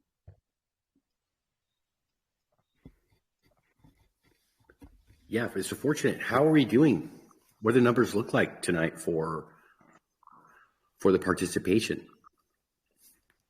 D5 entry. Okay. All right. Great. Thank you for that update. Brandon, I think we got you back. I think you went into the matrix for a second. Yeah, I hope I'm back. My connection sometimes drops out a little bit, and I hear this like clicking and stuff on my end. But we heard it too. Be okay now. It's perfect. Okay. Awesome. All right, crystal clear. Great speed. Here. Great speed. Great internet. Great presentation. And I like the terminology you used there, Coach Brad. Yes, this. Yeah, I need to now. I need to. Many. Those Matrix movies are absolutely my favorite. I watched through the entire series at least. I try to. I think it's been a while, but for a while I was watching through the whole set at least once or maybe twice a year. Just absolute classics. So now I'm all hot and bothered to go watch The Matrix Reloaded. I think that's my favorite one. If I had to pick a favorite, love Matrix Reloaded. I think I'll do the same. Every time I go do my ayahuasca, though, I do see The Matrix and the Architect. I am the Architect. I am Brett Levine. Well, it explains a lot, Brandon. I really appreciate that you went into your education and also through your experience of the robots and these labs and your engineering part, because it just it just made a lot of sense because you've really gotten a grasp of ARK in a very fast manner. I don't think I've seen anybody really get it as fast as you did. So it all kind of adds up and makes sense. I know Brad was saying you're super smart, but it's just super smart. You have that engineering analytical mind that can, put the pieces together and link them up. So yeah, no mystery now. Well, I appreciate that. And I appreciate the opportunity to be here and be part of this community. And I would say too, that you mentioned Richard Hart like a couple hours ago. He was actually quite instrumental in my sort of DeFi education, because I didn't, even though I have the engineering education and all the experience with robotics and high tech stuff or whatever, so I had the aptitude, but really beneficial to my crypto journey, my DeFi journey, was that summer of 2021.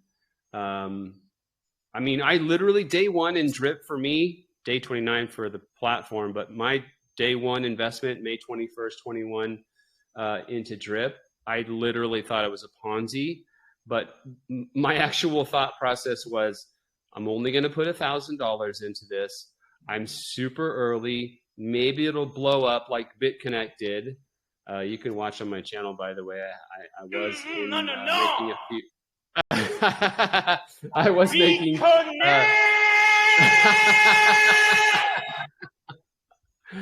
Exactly. Yeah. Let's not get started down that subject. A little bit of a sore subject, but yeah, I had this perspective, this mindset that was, well, okay, I'm only going to put $1,000. This is for sure a Ponzi. Maybe it'll blow up and I can get a 2x or a 3x, that sort of a mentality. But then what I did is I spent many, many hours listening to Mr. Forex Shark, right? He was doing interviews on YouTube and AMAs in the chat. So I just listened and I listened and I listened. And then I grew to understand what a Ponzi actually is, and I grew to understand what a token is and what a smart contract is. But I also spent that summer hours and hours and hours and hours listening to Richard Hart. And he's definitely a polarizing figure. He's a very polarizing figure. I'm not a huge fan, and I would never... I would never be like him in the world. You would never see me buying any sort of. Are you talking about the fashion goods. Sense? His fashion sense is just luxury goods in general. Like, I'm not someone who spends a lot of money on anything even remotely considered frivolous or as a means to flex how much money I have. Not at all. So. But that aside, I mean, that aspect of his personality for sure rubs me the wrong way.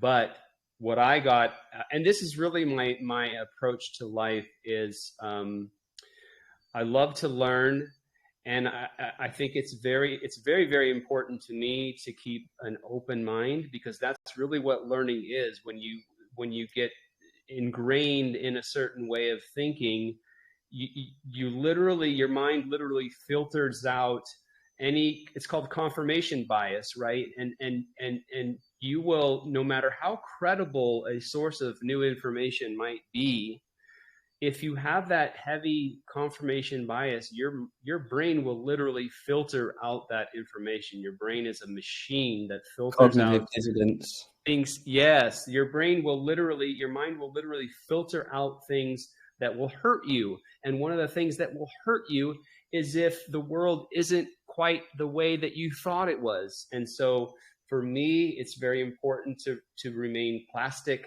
to remain open-minded, and to allow new information to enter my brain, and allow myself to be moldable, flexible. And so I approach certain situations with the mindset of, what can I learn from this? And that's tremendously. I also have a lot of hours as a day trader. And one of the most important things in day trading is when you're in a position, when you're in a trade, you're screwed. Your mind is effed because you have such a bias, and money is on the line. So your physical well-being is on the line. You know, money. We need money to survive, and you're in a situation where you might lose money. Therefore, your survival is threatened. That's not a good situation for having an open mind. It's not easy to have an open mind, but you need to have an open mind because you need all information available. And so you do not want your mind to go into that default mode of filtering out anything that will hurt you, anything that will contradict your previous what you set your mind to, right? So I've developed over the years of day trading an ability to keep an open mind and allow that new information to enter my headspace and actually change my mindable to make up a word. I want to be flexible. I want to allow my mind to be changed if there's new information coming in from a credible source. So I approached it like that summer. I watched probably 100 hours at least just listening to Richard Hart, and I learned a ton. I mean, one of the things I learned is that guess what? Bitcoin is just a cryptocurrency. It is what it is, but you can actually design a cryptocurrency to appreciate in value. And I'm like, what are you talking about? How do you design something to go up in value? Well, it's actually possible. You know, if you design something that people buy a lot and don't sell very much, that's going to go up in price, you know? So that really rounded out my experience and my understanding of, DeFi and tokenomics and designing a smart contract system that incentivizes the right things and disincentivizes the wrong things. And, so that enabled me to feel more confident and to go, okay, well, this drip thing, first of all, it's not a Ponzi. Secondly, this thing is designed to pump, so I aped in hard, put like whatever, $22,000 into drip that summer. And that never looked back.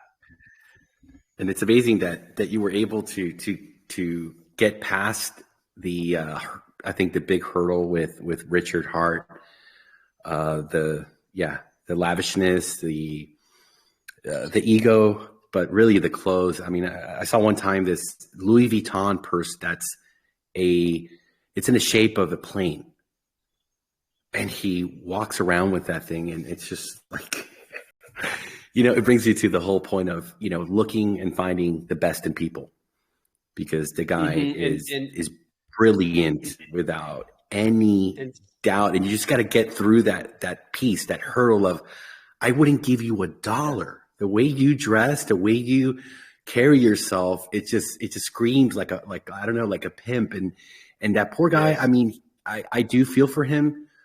People have dug into his personal life and past, called him a scammer. And, the way I look at it, this is crypto. Your past, whatever you might have done before, people are able to reinvent. And there's people that have, even been in situations, gone to jail, restructured their life. And there's always a chance for somebody to improve. But, that wasn't even the case for him. They were just nitpicking and trying to discredit him in any way they could. And I think it's very dirty, bringing people's personal past into a business. The guy has proven he is not a scammer.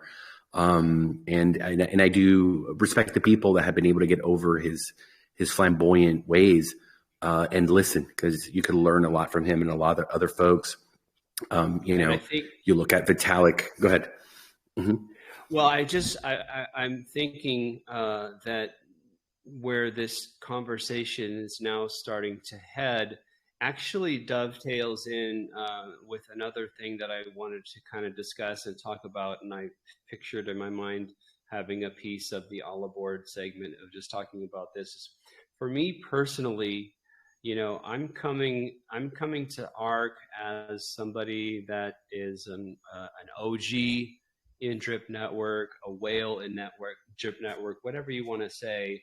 And I'm literally the dude that named his YouTube channel Drip Guide, right? So there was coming into it for me, there was, I guess I would say, a sense of fear, a sense of trepidation where what are people going to think? I'm the Drip Guide and I'm looking at a different platform. I'm a Forex Maxi and I'm looking at a different platform and a different team, a different developer, a different founder. And what I want to say about that, and this is why it dovetails in with what we were talking about learning and like approaching the distasteful or whatever you feel about Richard Hart, but approaching him and his content from the mindset of what can I learn from this guy? And thank goodness I took the time to learn from him, because then I felt better about aping into Drip, and that completely changed my life. I quit my job, after just 8 months with not an insignificant job. I mean, I had almost a 20-year career with that company, and 25 years altogether, or more than 25 years. I don't know.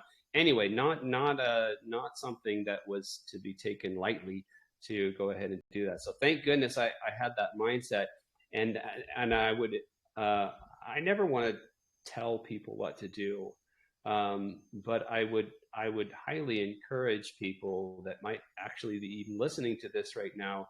I would encourage people that are into Drip and have that mindset of, well, no, there can only be Forex Shark. And don't get me wrong, Forex Shark is amazing. He is innovative. He works his ass off. He's obviously completely honest. There hasn't been a rug pull. There hasn't been a scam. There hasn't been an exploit even. So, hats off to Forex.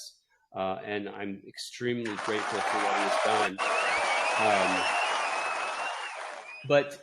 But I also recognize that this is, okay, a small tangent here. This is how I think about Bitcoin. And this is what I thought of in late 2017. In fact, I sold all of my Bitcoin on December 18th, December 19th, 2017, nailed the top at between $19,000 and $20,000. And the reason why I did that is because I found out about Hashgraph. And what that did to my brain was I realized Bitcoin is amazing. Just a revolutionary chunk of technology that forever changed humankind.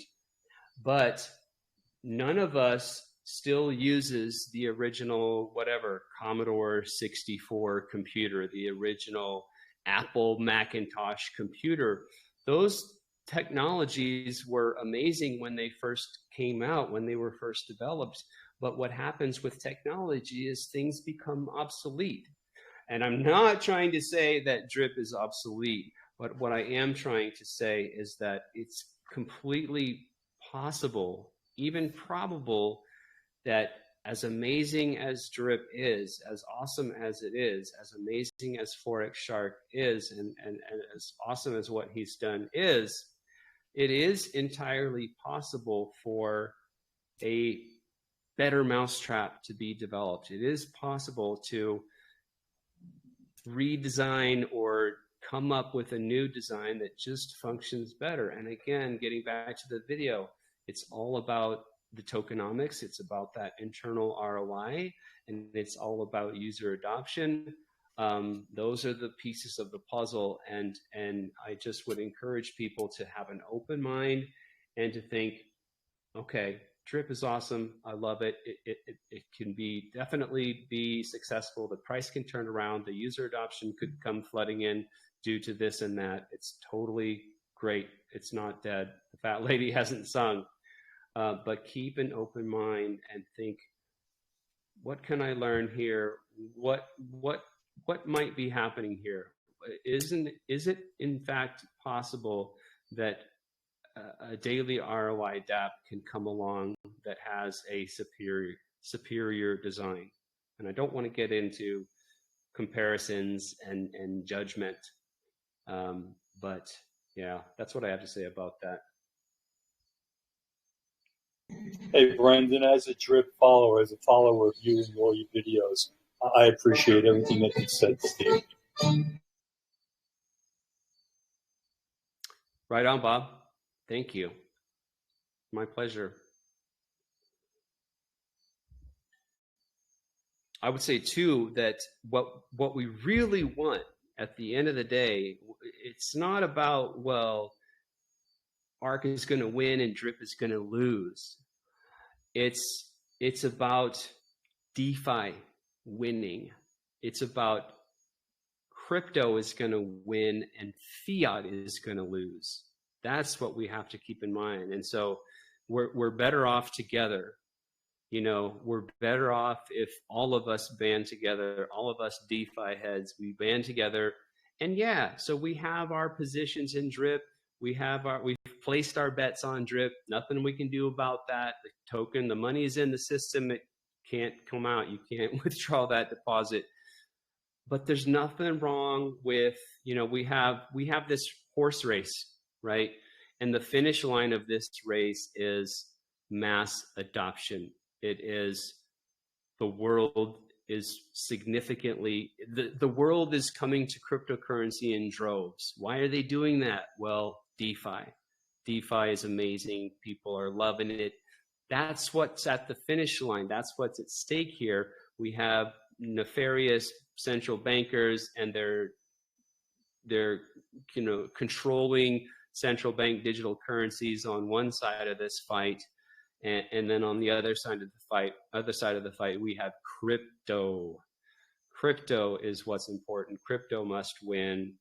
The bankers must lose. And so I think we should all just band together and place our bets on Drip and place our bets on ARK and anything else that might come along the line.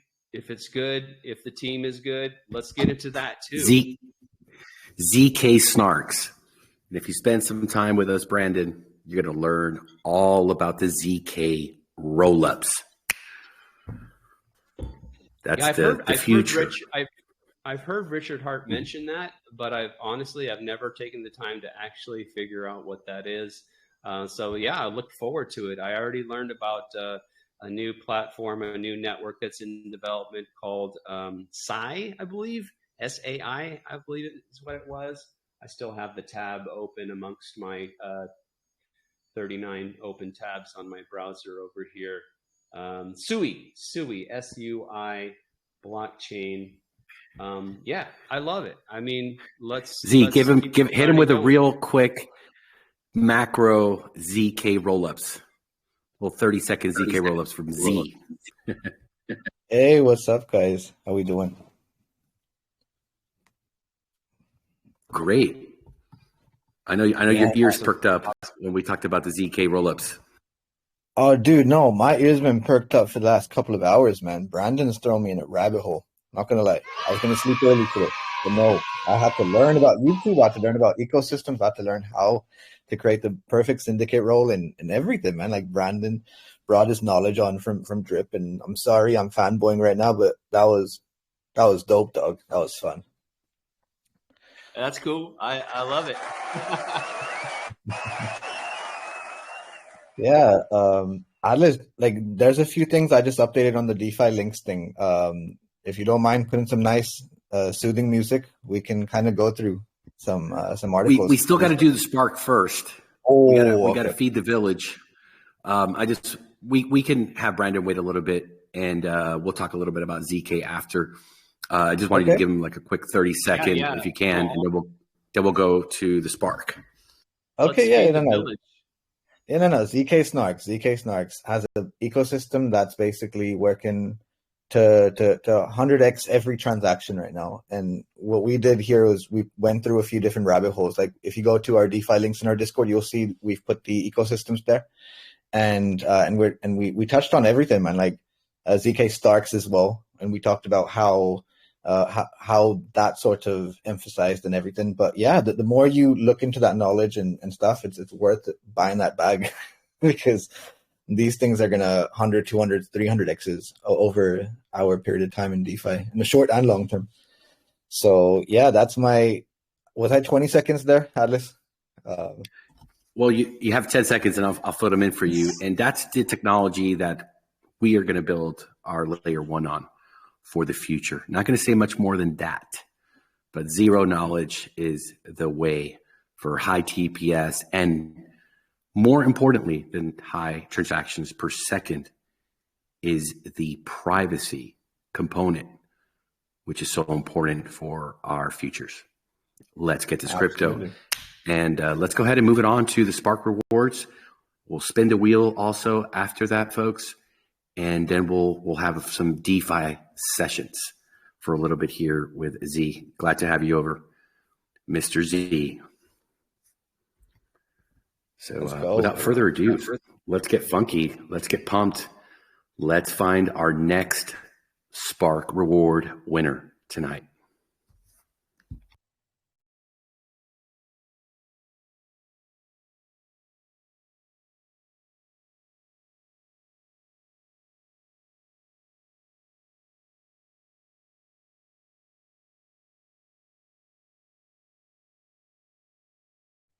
Let's get this crypto.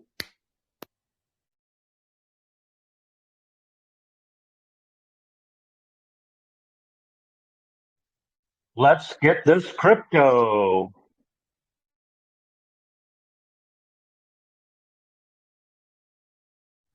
Let's get this crypto.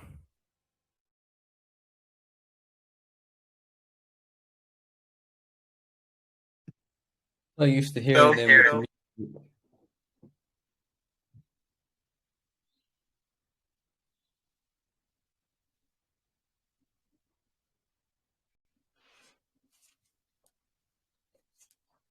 One second, we don't have the music, right? No, I thought that was like my way. Yeah, telling you. I had it muted. Sorry, guys. DJ, rewind it, please. Let me know if you hear it now. You should. Hear it? Yes, sir. Oh, thank you for that. Fortunate.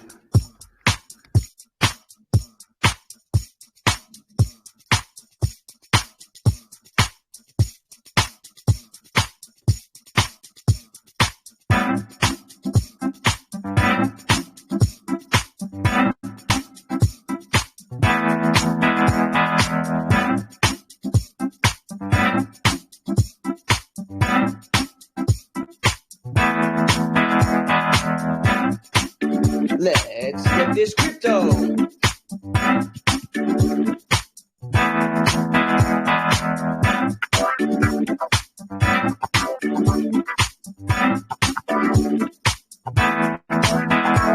Let's get this crypto.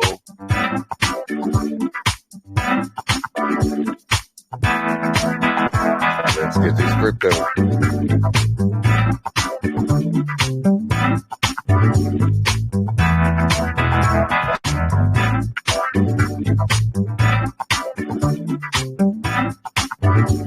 Oh, it's impossible for me not to fall in love with you, baby.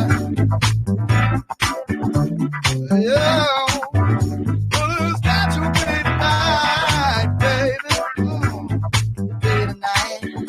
It's got to be tonight. Yo, let's move it, baby girl. I gotta do it like that, y'all. Tell me that you want me. Tell me that you need me. Tell me that you love me tonight. Tell me that you want me. Tell me that you need me. Tell me that you love me tonight. Tell me that you want me. Tell me that you need me. Tell me that you love me tonight. Let's get this crypto. No! Tell me that you want me. Tell me that you need me. Tell me that you love me tonight. Tell me that you want me. Tell me that you need me. Go ahead, baby. Tell me that you love me tonight.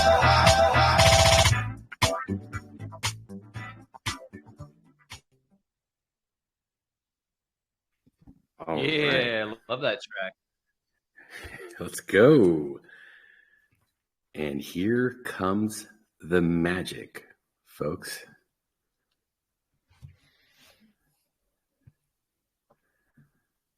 Quick second, we're having a button issue. There we go.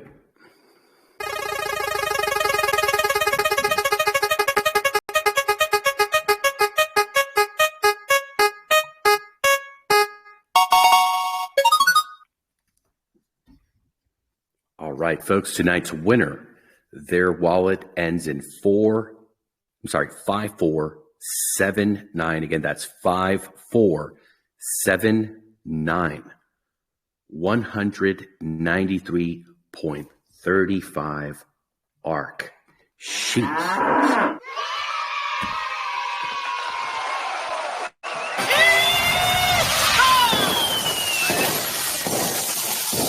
folks. They say money can't buy happiness. Look at the fucking smile on my face. Another first-time winner.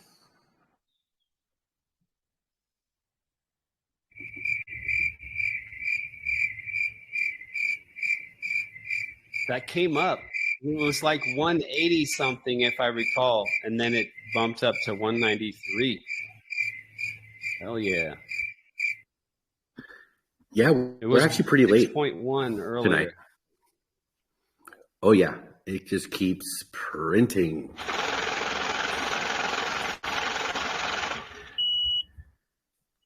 And our street value on that, let's just go ahead and get an exact number.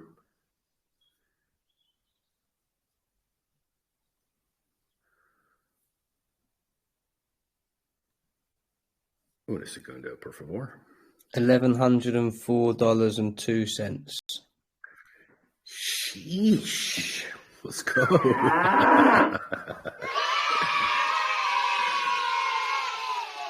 Someone just went nitro, taking their investment to a whole nother level, folks. Beautiful thing to see. Actually, I believe like 2 nights ago, I had to look, but the winner found out that they were the winner over when we forward every night the wallet and the amount of the prize every evening. And it was a gentleman over in SK Crypto K's lounge. Shout out to SK Crypto K. Shout out to the winner. And it was funny because he was so shocked. He said, "I've never won anything in my whole life. This is Philly the Trades, first right? time." Who? Philly Trades. That's it. Yeah, Team Philly. Yep. Team Philly, man. Friend of the Great friend guy. of the family. Friend and great person involved big time over in Piston. Shout out to our brothers over there in Piston. Yep. And it was just great to see. Is like, someone who considers himself unlucky, never won anything, and here at ARK, he got the win. And he's been kind, and he not a full-time, let's say, advisor role, but he definitely when we were doing our search and talking to people and studying everything, he was somebody that we spoke to and was very happy to assist and give his point of view and advice, and even put us in contact with a couple of people to further our knowledge base and the whole process. So very, very, very deserving. Remember at one point, he also put me into a private channel on Telegram with a bunch of other developers from other projects. It's like an invitation only group, and you have to explain who you are, where you're coming from, and you share a lot of data about contracts, solidity, security. So yeah, really happy. I mean, we're happy when anybody wins, but it's extra special when it's somebody that has been a part of the creation of this project. So yeah, Team Phillies, thank you for reminding me his name. Let's go. And now, without further ado, Mr. Fortunate, are you ready to spin the wheel of fortune? Yes, sir.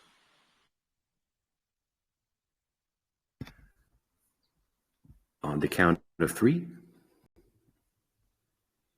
2, 1, let's go.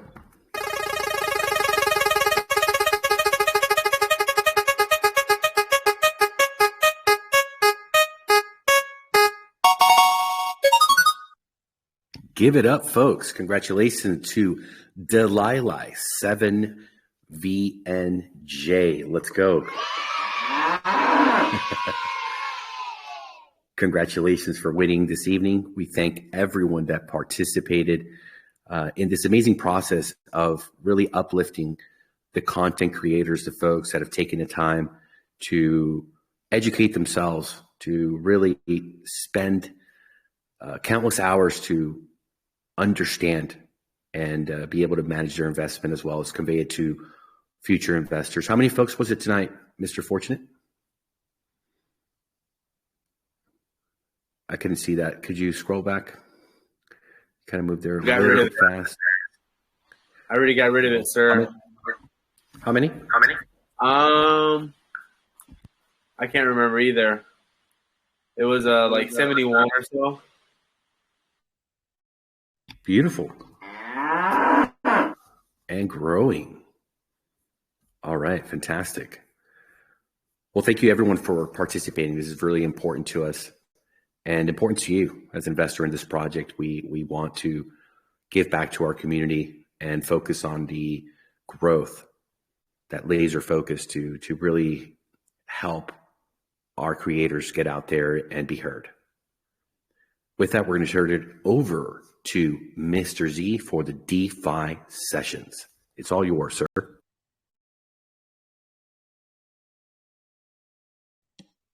Let's go. I had nothing planned, but I did put some articles up, so I think we should kind of look into them and see what's happening with the world of crypto and just overall things. So yeah, I'm going to share my screen. Just give me 1 second.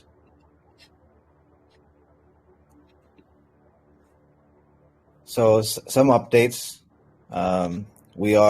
We crossed 1,000 members today. Amazing.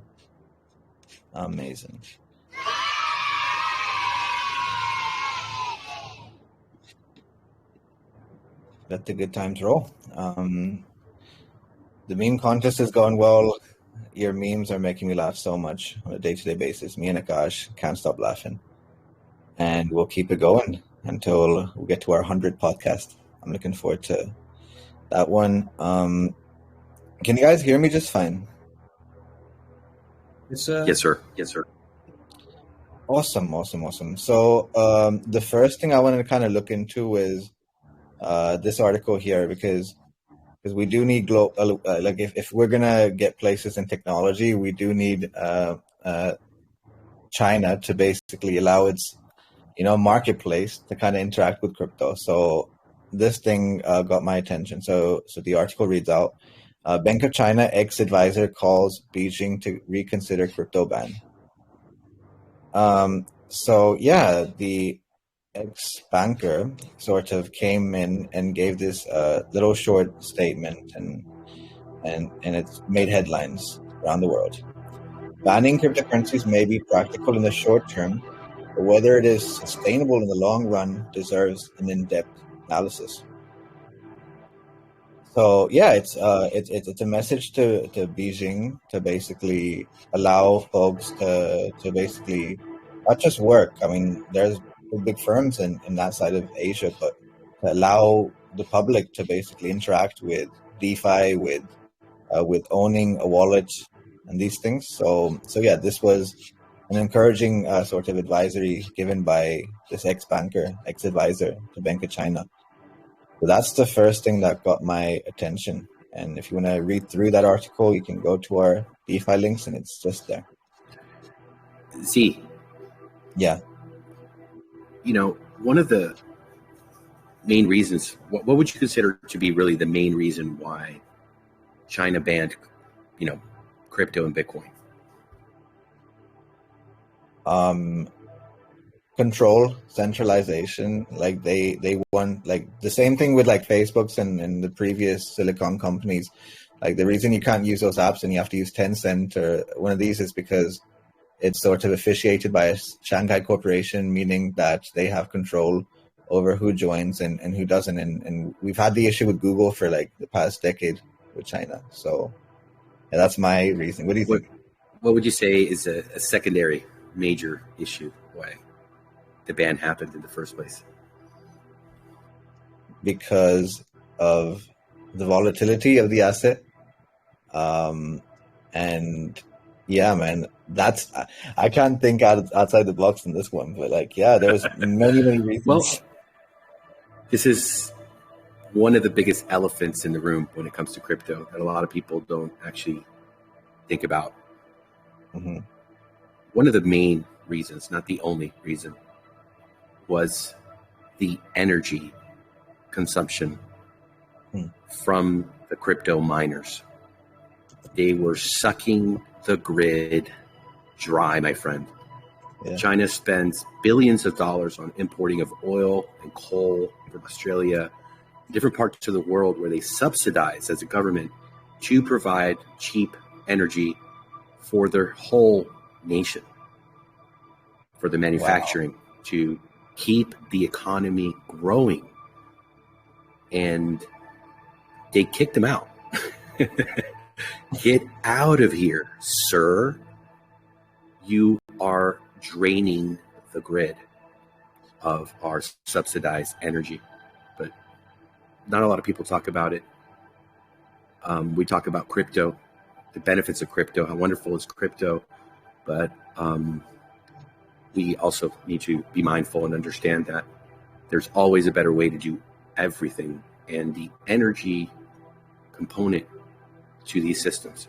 Not to say that Visa, MasterCard, SWIFT, your banking system, every terminal at a restaurant, or every computer that's running those rails is also not dependent on the grid. But all ties back to that part, that component. And that's something we've talked about here. And we'll continue to talk about the energy part. And that's also a big part of ARK for the future. Let's get this crypto. Thank you. Let's get it. Yeah.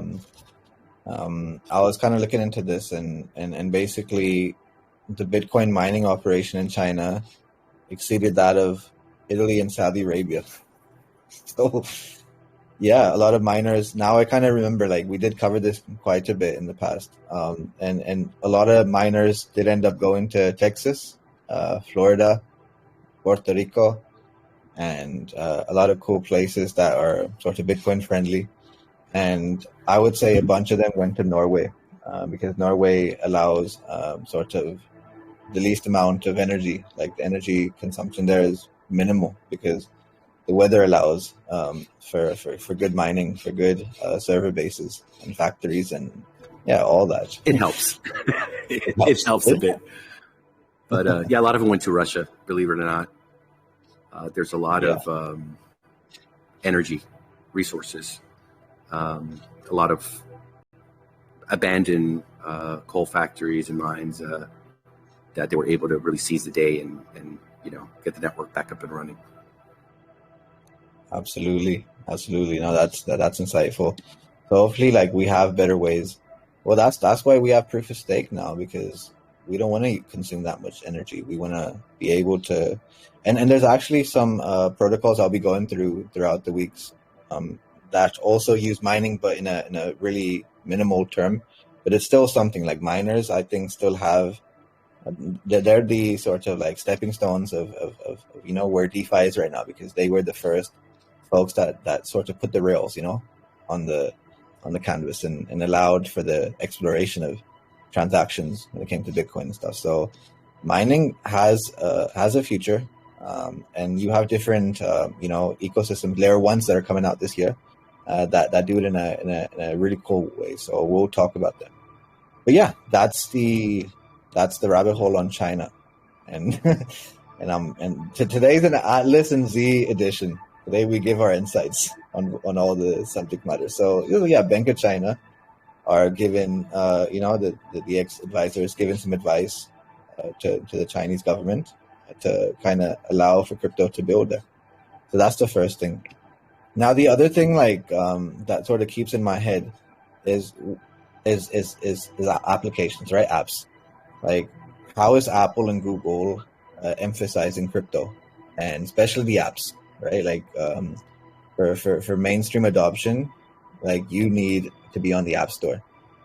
And I've known a bunch of projects that had to like disallow things like staking and just mainnet sort of things, like, you know, even it's come to MetaMask as well, where there's a lot of things disabled on the App Store. So an ex-app store director kind of had something to say about that. So Philip Shoemaker has worked through the sort of Steve Jobs eras and even through the Tim Cook era, you know. So his commentary is pretty cool. So the article reads, ex-app store director, Apple had a problem with crypto from day one. Right, so he kind of he says it in just one sentence, right? Like he goes, Apple had a problem with crypto from day one. They thought it was a Ponzi scheme. And he kind of gives an insight into why he left his job as well in 2016, and goes, things are not black and white. There's a gray zone, and he was receiving a bunch of death threats for those. Like he received. He goes, I had hundreds of death threats. I had people following me out of my car, people sneaking into Apple. So yeah, like this is the issues that he had to emphasize, but that's sort of App Store has, I think he explains it pretty well. He goes, like, they have some like real crucial guidelines, and they don't want their customers to feel the burn of that. So that's why I think the guidelines will be reviewed in the next sort of event, and it's something that we'll sort of keep an eye on. But Coinbase had issues on Apple Store, for example. So Apples may use in-app purchases to sell services related to NFTs, such as minting, listing, and transferring. So they had to, like, Coinbase had to stop these functions within their app because of Apple's sort of guidelines. So we'll see. We'll track how Apple basically, brings in DeFi, because all these companies have to bring it in some way or form. And we're seeing a bunch of applications actually get sort of granted as well. So it's a good streak. So we'll see. We'll keep an eye. So that's something that is pretty interesting. This was actually brought up at the beginning of the podcast before we started recording. One of the investors had just said that he was reading an article about this in particular, and he mentioned the NFTs. From my understanding, the App Store charges fees on paid applications, not free applications. Yeah, right? Absolutely. So I'm going to spend some time with this and take a deep read and deep dive into it to see what's the issue with the NFTs, because we have NFTs here in the ARK system. Very interesting. That's posted already over in the Discord? Yeah, DeFi links. It's just just under this. So can I just read a little bit further here? I think this is interesting. So it goes, apps may use in-app purchase to sell services related to non-fungible tokens, such as minting, listing, and transferring. The new guidelines read, right? Apps may allow users to view their own NFTs, provided that NFT ownership does not unlock features or functionalities within the app. So there is guidelines there to kind of go through, and something I think I'm going to go on the rabbit hole as well, a deep dive as well. This is super interesting. So this means that buying NFTs through an app will incur Apple's hefty 30% fee, and any NFTs viewable through an app that were not purchased in-app are not allowed to unlock any additional content or in-app features. Developers are also not allowed to offer users any workarounds in apps to evade the 30% fee, such as visiting an external link in a browser. Because that's what a lot of these apps do. They send you to like the Safari browser or like the Chrome browser to go or do other sorts of functionality. So for anyone who understands how NFTs and blockchains work, this is clearly not possible.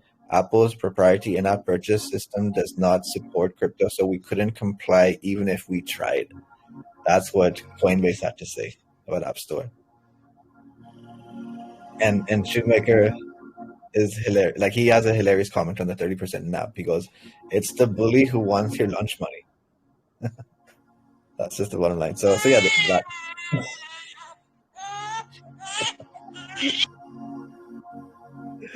Yeah, that's hilarious. But yeah, that's so we'll see how Apple sort of takes up adoption, because I think they need it. I mean, we've had Tim Cook like honestly come on to MSNBC and give commentary like he's holding Bitcoin, he's holding Ethereum, he's holding a bag. He goes, it's part of his diversified portfolio. Now, so we've touched China, right? We've touched Apple. Now, do you mind me touching on MasterCard a little bit, Atlas? Or do you want me to go into other things? Oh, no, let's do it. Cool, man. So this dude, right, that worked for Satvik Sethi, this legend, right, is the one that was working within MasterCard, and he brought in blockchain technology to their cusps, you know? He basically has resigned. Right, so MasterCard's NFT lead exits, selling resignation letter NFT. Right, this made me laugh. Guy has a bit of a banter to him, some sarcasm to him, some character. So he goes, the payment giant's former product lead for NFTs said he was a victim of harassment and emotional distress. Right. So in an extensive sort of thing, he basically gives reasons why he left MasterCard, and I'll just highlight some quotes of his. He goes, "At MasterCard, I was a victim of harassment and emotional distress caused by a series of mismanaged processes, miscommunication, internal inefficiency." He goes, "There were months at a time when I wouldn't receive my salary until I begged across the hierarchy for it, among many other issues." Right.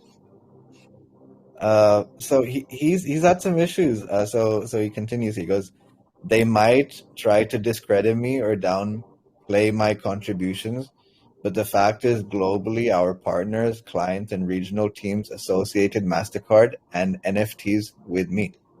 When anyone across our portfolio has a question on Web3, it would be redirected to me from the CMO to the analyst," right? So yeah, he basically, but he's working on other things. Like he's gonna be working on some big projects. That's what I hear. In pure Web3 fashion, Sethi said so he's like basically minted his resignation letter for 0.023 ETH. And that's the thing about DeFi, guys. Like DeFi is a fun place to be, right? Because you can do these kind of things. A piece of my personal history from the year I leaped. Art airdrop for holders in the future as things. So he's gonna do some really cool stuff, designing stuff and artsy stuff. But that's like, by looking at sort of articles like MasterCard, Apple, and stuff, like you learn about like what's happening in the inside a little bit, and you learn the sort of blockade that gets created. For people like Satvik Sethi, like a person like him would be awesome. Like if he comes to the ARK Telegram, we're grabbing him. These are the kind of people we welcome, man. So yeah, that's the thing on MasterCard. Now the third thing I want to kind of show you is this token that that did a 7x in the last month, and yeah, it's called Kanto, right? So let's read about Kanto a little bit, and then we can look into other things like ZK Snarks. But yeah, so this token, Kanto, the token that rallied 700% in a month, right? So this token is a layer 1, and it runs on the Ethereum virtual machine, and it is part of Cosmos network of blockchain apps. So Cosmos and Atom Ethereum virtual machine, right? So built to deliver the promise of DeFi. So they're doing good stuff. Like their liquidity providers are pretty cool. I had a look through of what they do, and now here's the interesting thing. This is how I want to talk about its rapid growth a little bit, right? In early 2023, January, February, Kanto grew rapidly early in 2023 after news broke that crypto venture fund Variant, right? So this was a rumor.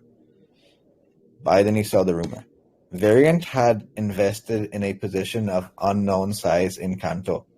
Between December 2022 and late 2023, the number of Kanto users more than doubled. Kanto's total value locked, right, TVL, is almost double from 66 million to 138 million over a similar time frame, alongside a rapid increase in trading activities. Yeah, people started to really use it on Ethereum and Cosmos. In the process, they joined the top 4 layer 1 blockchains in Cosmos ecosystem. So, yeah, kudos to them. They're working on layer 1s. They're working on fast transactions, and they're doing a lot of cool things. Their website is pretty cool. If we check their website out, it reminds me of a Windows 32 or something, of that sense, floppy disks. I just like what they do. So yeah, it's a layer 1. You can bridge, stake, lend, and their token is pretty interesting as well. Let me see if I can tell you a little bit about the token. Their token governance works. Decentralized stakers are responsible. Note, right? So so Note is their token, and that's what they use to sort of stake, add liquidity to swap, and bridge. So you can bridge Note from BSC to Thing. Their bridge is pretty good. So yeah, a few small things, right? So it launched in August 2022. Saw rapid growth in December 2022 to January. Doubled in market cap and also TVL. And yeah, it has no centralized figure. This is the cool thing about it. It's completely decentralized. So let's talk about that. The Kanto decentralized exchange is designed to be ungoverned, right? Ungoverned, and will not implement any additional fees or launch a token. Stakers are responsible for governing and growing the lending market and to incentivize future developer work. And the algorithm behind Node provides that it can self-adjust its interest rates in order to minimize volatility. So yeah, that's like their ILC. They got their own version of an ILC. Absolutely. It's their ILC. It's their liquidity provider. It is what it is. It's beautiful. Hey, can you scroll back up a little bit? I want to see. There was something. Yeah, keep going a little bit more. Mm-hmm. No, you're already at the top. Let me see. A little bit more. Yeah, there was something. Low energy? No. I think it was probably lower, but I don't want to think. I'll read it on my own. Here, core principles. Okay. Yeah. That's what I wanted to see. Okay, cool. Yeah. Zero fees. So core principles of Kanto, with the goal of being a key blockchain within DeFi movement, Kanto primary stated goals include offering zero fees for liquidity providers and enabling free liquidity for traders, protocols, and other participants. So they don't charge anything, no fees, no transaction fee. Developing free public infrastructure without the use of sovereign governance tokens or rent. And bypassing interface, driven user ownership as a way of encouraging users to engage with new protocols. Look at that.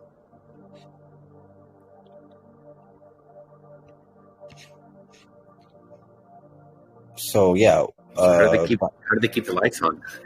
How do they keep the lights on? Good question. No, they have investment. They have, as the article said, right?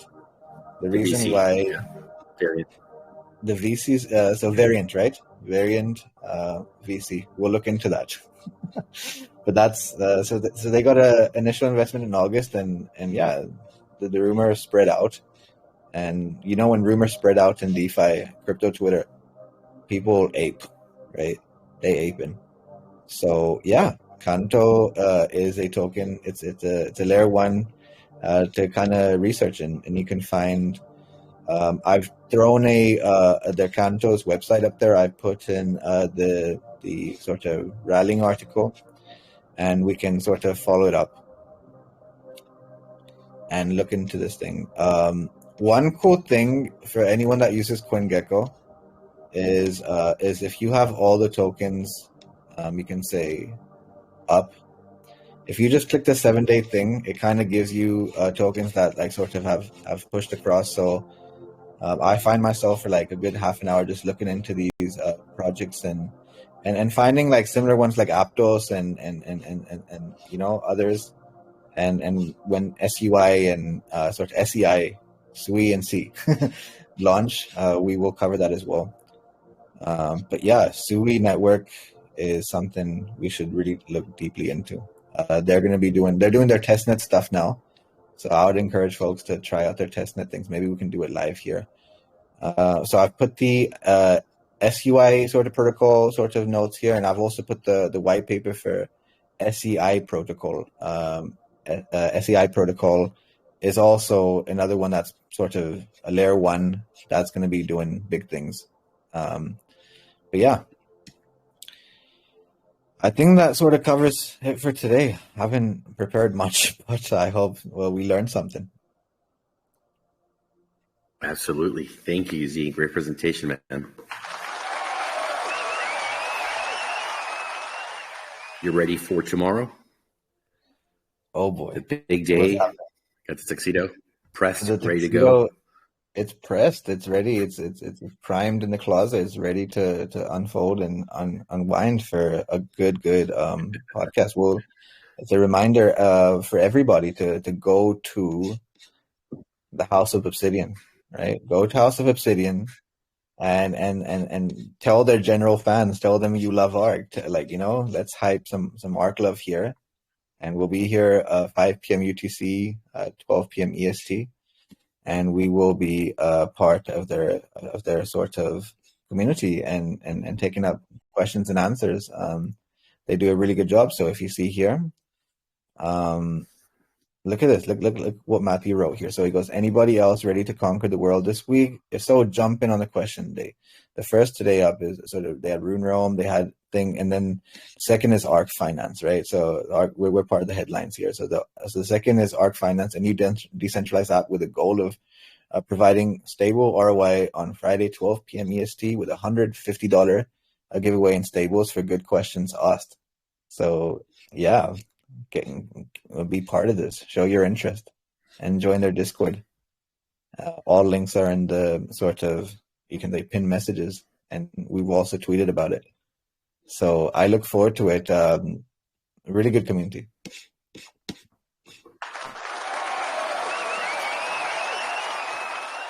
Great work you're doing over there on Discord. The next frontier of DeFi experts that we're going to onboard here to the ARK. Let's see if there's any other questions or comments before we conclude in tonight's podcast.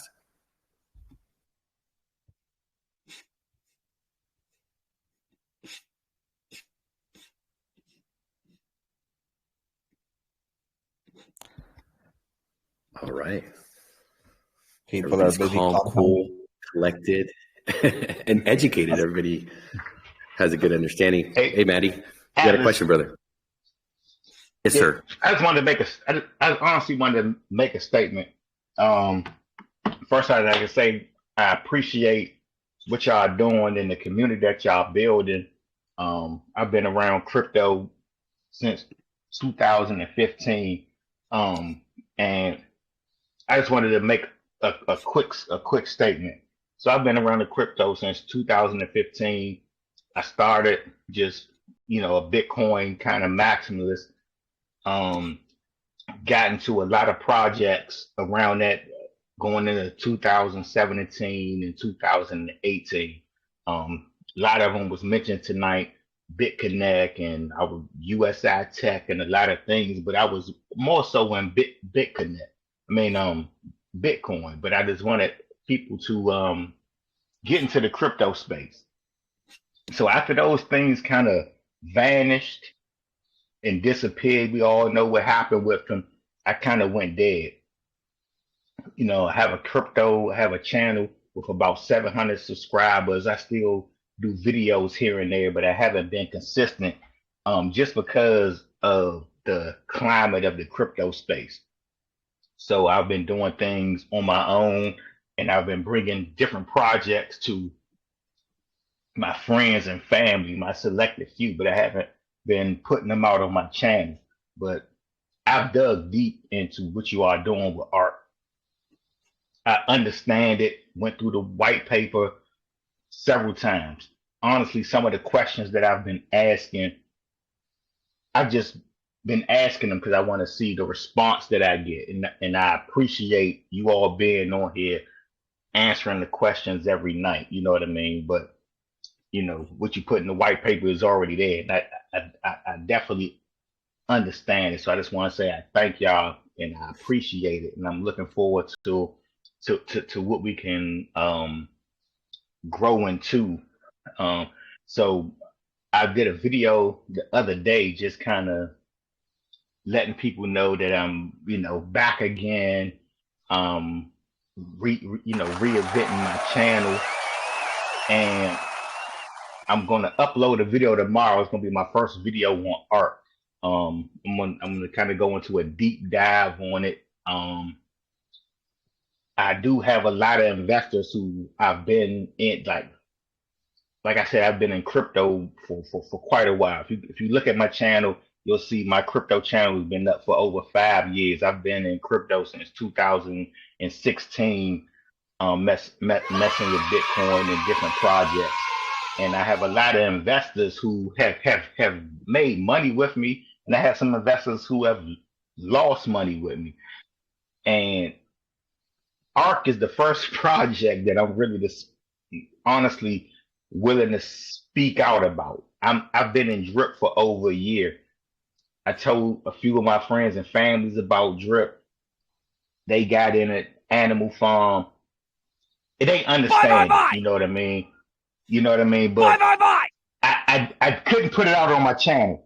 But ARK is one of the first projects now that I think I want to kind of endorse and kind of put it out to some of my big boys who I have guys who are ready to put in 10, 50,000, but I couldn't tell them about any of the other projects that came across my plate.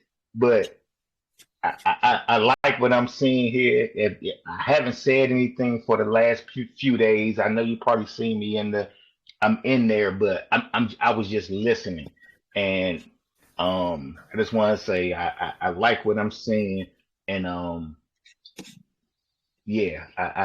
like what I'm seeing, and I'm ready to share it with my community, not only on amazing on YouTube. You know what I'm saying? Like, to me, like most of my investors, honestly, they weren't on YouTube. Like when we were doing it in 2017 and 2018, we was old school network marketing. I used to get hotel rooms and I'll block it out for the month every Tuesday. And we used to go in there and I used to teach people about Bitcoin on the TV screen, doing different things like that. That's how I was like old school with it. So my model wasn't more so YouTube, but now I'm ready to present this to a lot of people because we do real estate. Like my name is Matty Ice, but it doesn't just it's not just Matty Ice because it's Matty Ice. Like I own an ice cream company. We got ice cream trucks. You know what I'm saying? It's Matty Ice and Yeah. Cream. So that's my background. So I'm a business owner, but I just love the crypto space. So I have other business owners who I kind of share what I'm doing. And I just wanted to, get on here, man, and say that like y'all getting on here every night, running till 10 o'clock at night. Like I was like, it just made me like, nah, this is something a little bit different right here. You know what I mean? So now I'm ready to Yes, share sir. with some of my big boys and like, hey, Yes, sir. hey, I'm telling you, let's go. Man, thank you so much. I remember meeting you a couple of days ago, and you told me about the ice, but I didn't know that you had that channel, and this is new news to me. That it's amazing that you're feeling confident enough, because I understand what it means to put your name on the line. All the time, all the reputation that you've been able to garnish. And I like what you said very much. We made a lot of money and we've also lost money. And I think that's sometimes where you get to know who your real friends are. What shoulder can you cry on? Who's going to understand when you made a mistake? And a lot of this business is emotions and making mistakes and learning from those mistakes. And even then, when you learned, when nobody's looking, you can go ahead and FOMO and follow the crowd and do something irrational. And your good trader friends, man, they're going to be there for you. They're going to talk some sense into you. They'll smack you around if they have to a couple of times, but it's all love. And those are the people that I find that you're going to be able to get through life with and grow with and become better investors with. And if there's one thing I'm grateful for is those relationships. I've had investors here in my home, several of them. Mr. Green was just here in December to launch the contracts. I've been to one investor's home in Germany, sleeping in his home with his wife, his children. I mean, this space can really create some bonds, right, with some amazing folks. So thank you for what you've done, doing your research, coming and asking the questions, doing your due diligence is such a big part. And it's easy to see, and it's no secret. It's not an accident. We do this with passion. We do this because we're all in. And in my opinion, if you're running a business, you need to tend to it. And if you're going to do a multi-year project, there's nothing better to do on a Saturday night or a Sunday night or New Year's or Christmas Day or Mother's Day than to be doing what you love to do, which is be with your community, understanding that there's people out there. It might be their first time. And just the fact that you're always there, it's so reassuring. It's a different level. It's a different way of doing business. And when you raise the standard, I think it's going to call out a lot of people. Here, I'm getting some feedback from you, Z. No, I'm sorry. Thank you. And you set standards, man, by putting the work in. Because when everybody else is sleeping, watching the Netflix with the girlfriend, doing the Netflix and chill, and they're all hanging out, knowing tomorrow everything's going to be the same, there's no competition, my friend. It's 3 a.m. right now here. And I'm guaranteeing you there's no competition. There is nobody out there doing what we're doing right now. And this is just the beginning. It gets easy if you put in the extra work. When everybody else is working, when everybody else is out there, okay, you're just one of the many. But when you do it consistently, discipline, and with your heart in the right place, with the best intentions, ethics, morals, my friend, you cannot lose. It's just a fact. Let's get this crypto. Get this crypto out of this crypto. Oh, God damn. Oh, yeah. Let's get this crypto. That's another reason why I love it, man. Like, and when you hit those buttons, man, it keeps it lively. You know what I mean? You being professional at the same time, but at the same time, it keeps it you know what I'm saying, not so stale. You know what I'm saying? And I appreciate it. and I see the community, and I've just been kind of sitting here patiently waiting. And I have some people ready to come in who I've been explaining it to. I love to teach it as well because I went through the white paper several times, and I got a great understanding of what's going on, and I'm just looking forward to what's going on. So you're definitely gonna be hearing a lot from me, and I know you say you want to grow the community, so I have some videos coming out, and great on ARK, and just explaining it, and just talking to different people, because I just believe crypto is where we need to be. This DeFi and the Web3 projects, like good ones, is where everybody need to be. And I believe 2023 is that year. You know what I mean? I believe you're in the right place at the right time. 2023 is the year. And I think the first, the first month of the year has proved it. So, like I said, I'm a Bitcoin investor, and Bitcoin has been going, and a lot of other the top 50 cryptos. So if you look at my YouTube channel, I talk about legacy projects. You know what I mean? And I believe ARK can be one of the legacy DeFi projects. So you want to have your portfolio, diversified. You want to have some legacy crypto projects that are just coins that you're holding and hodling, but then you also want to have something like ARK in your portfolio where you're holding, hodling, and growing. You know what I mean? And that's where ARK plays a part in my portfolio. You know what I mean? So I'm looking forward to what's in store for 2023. Thank you. Well, we'll be here with you, man, and you're on board. We're on this long journey, and here to support you, your channel. Can't wait to see the video and see if we get you on here as a presenter in all the board sessions.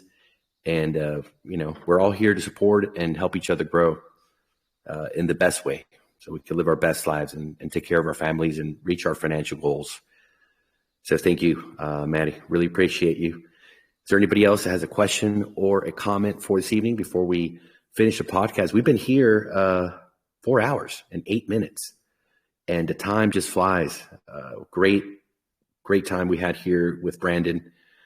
He went deep in the paint, as they say, talking about himself, his shift into opening his crypto portfolio into ARK, doing his due diligence and understanding the responsibility that this man really took the time, just like you have, Maddie, to before, like they say, endorsing, making sure to really check everything out. And that's what a smart investor does. Very, very important. And it's just been endorsement after endorsement after endorsement. Today we spoke, Brett and I, and also Coach Brad, with another group, massive group of investors that's coming on board here. And it's like that whole thing. Hey, we try to find the why not, and we just can't find a why not. There's just nothing that we can hate on. There's nothing we can find a flaw in what you guys are doing, how you're doing it, and what you've created, and what your intentions and what your plans are. We are with it. Let's go all the way. Let's get started. I'm not even going to wait till tomorrow. I've got people waiting for me, some admins to talk to, and it's just that network effect that's happening, and we're all going to get to witness it. We're all going to get to grow from it and get to where we need to, which is a brighter future, a better tomorrow. Let's get this crypto. Thank you, folks, for participating in tonight's podcast. Congratulations to tonight's Spark Prize winner. Thank you, Brandon, for coming and being, a new light at the end of the tunnel for so many folks that are looking for a great investment. And you have shown courage, intelligence, and really a desire for expanding your investment portfolio and also bringing folks that are looking for passive income and are looking for a safe play, understanding that we're in tough, difficult times. The days of the 100x in a couple of hours, it's not that time, my friend. Put the moon boots away, put the helmet. Let's go for the passive, steady, long-term growth. And Brandon's doing an amazing job at that. He's earned his community. He's earned their respect. And he's built that trust that if he's endorsing and he's putting his money where his mouth is, as they say, then it's worth for them to also do their due diligence, take their time, ask the questions. We're here, we're ready, and we can't wait to have you all aboard. Calm, cool, collected, growing. Thank you, Otto Z, for your presentation. Congratulations to tonight's winner of the contest, participating in promoting the growth of our content creators who are helping us. Folks, have a great night. We'll be back tomorrow, 6 p.m. EST, 11 p.m. UTC for the podcast. But before that, come and check us out over at the Obsidian Discord, 12 p.m. EST, 5 p.m. UTC. We're going to go in there and have a great time, have a great conversation, and explain to these great educated investors the opportunity, the offer that we have for every single one of them here at ARK. Have a great night. Thank you.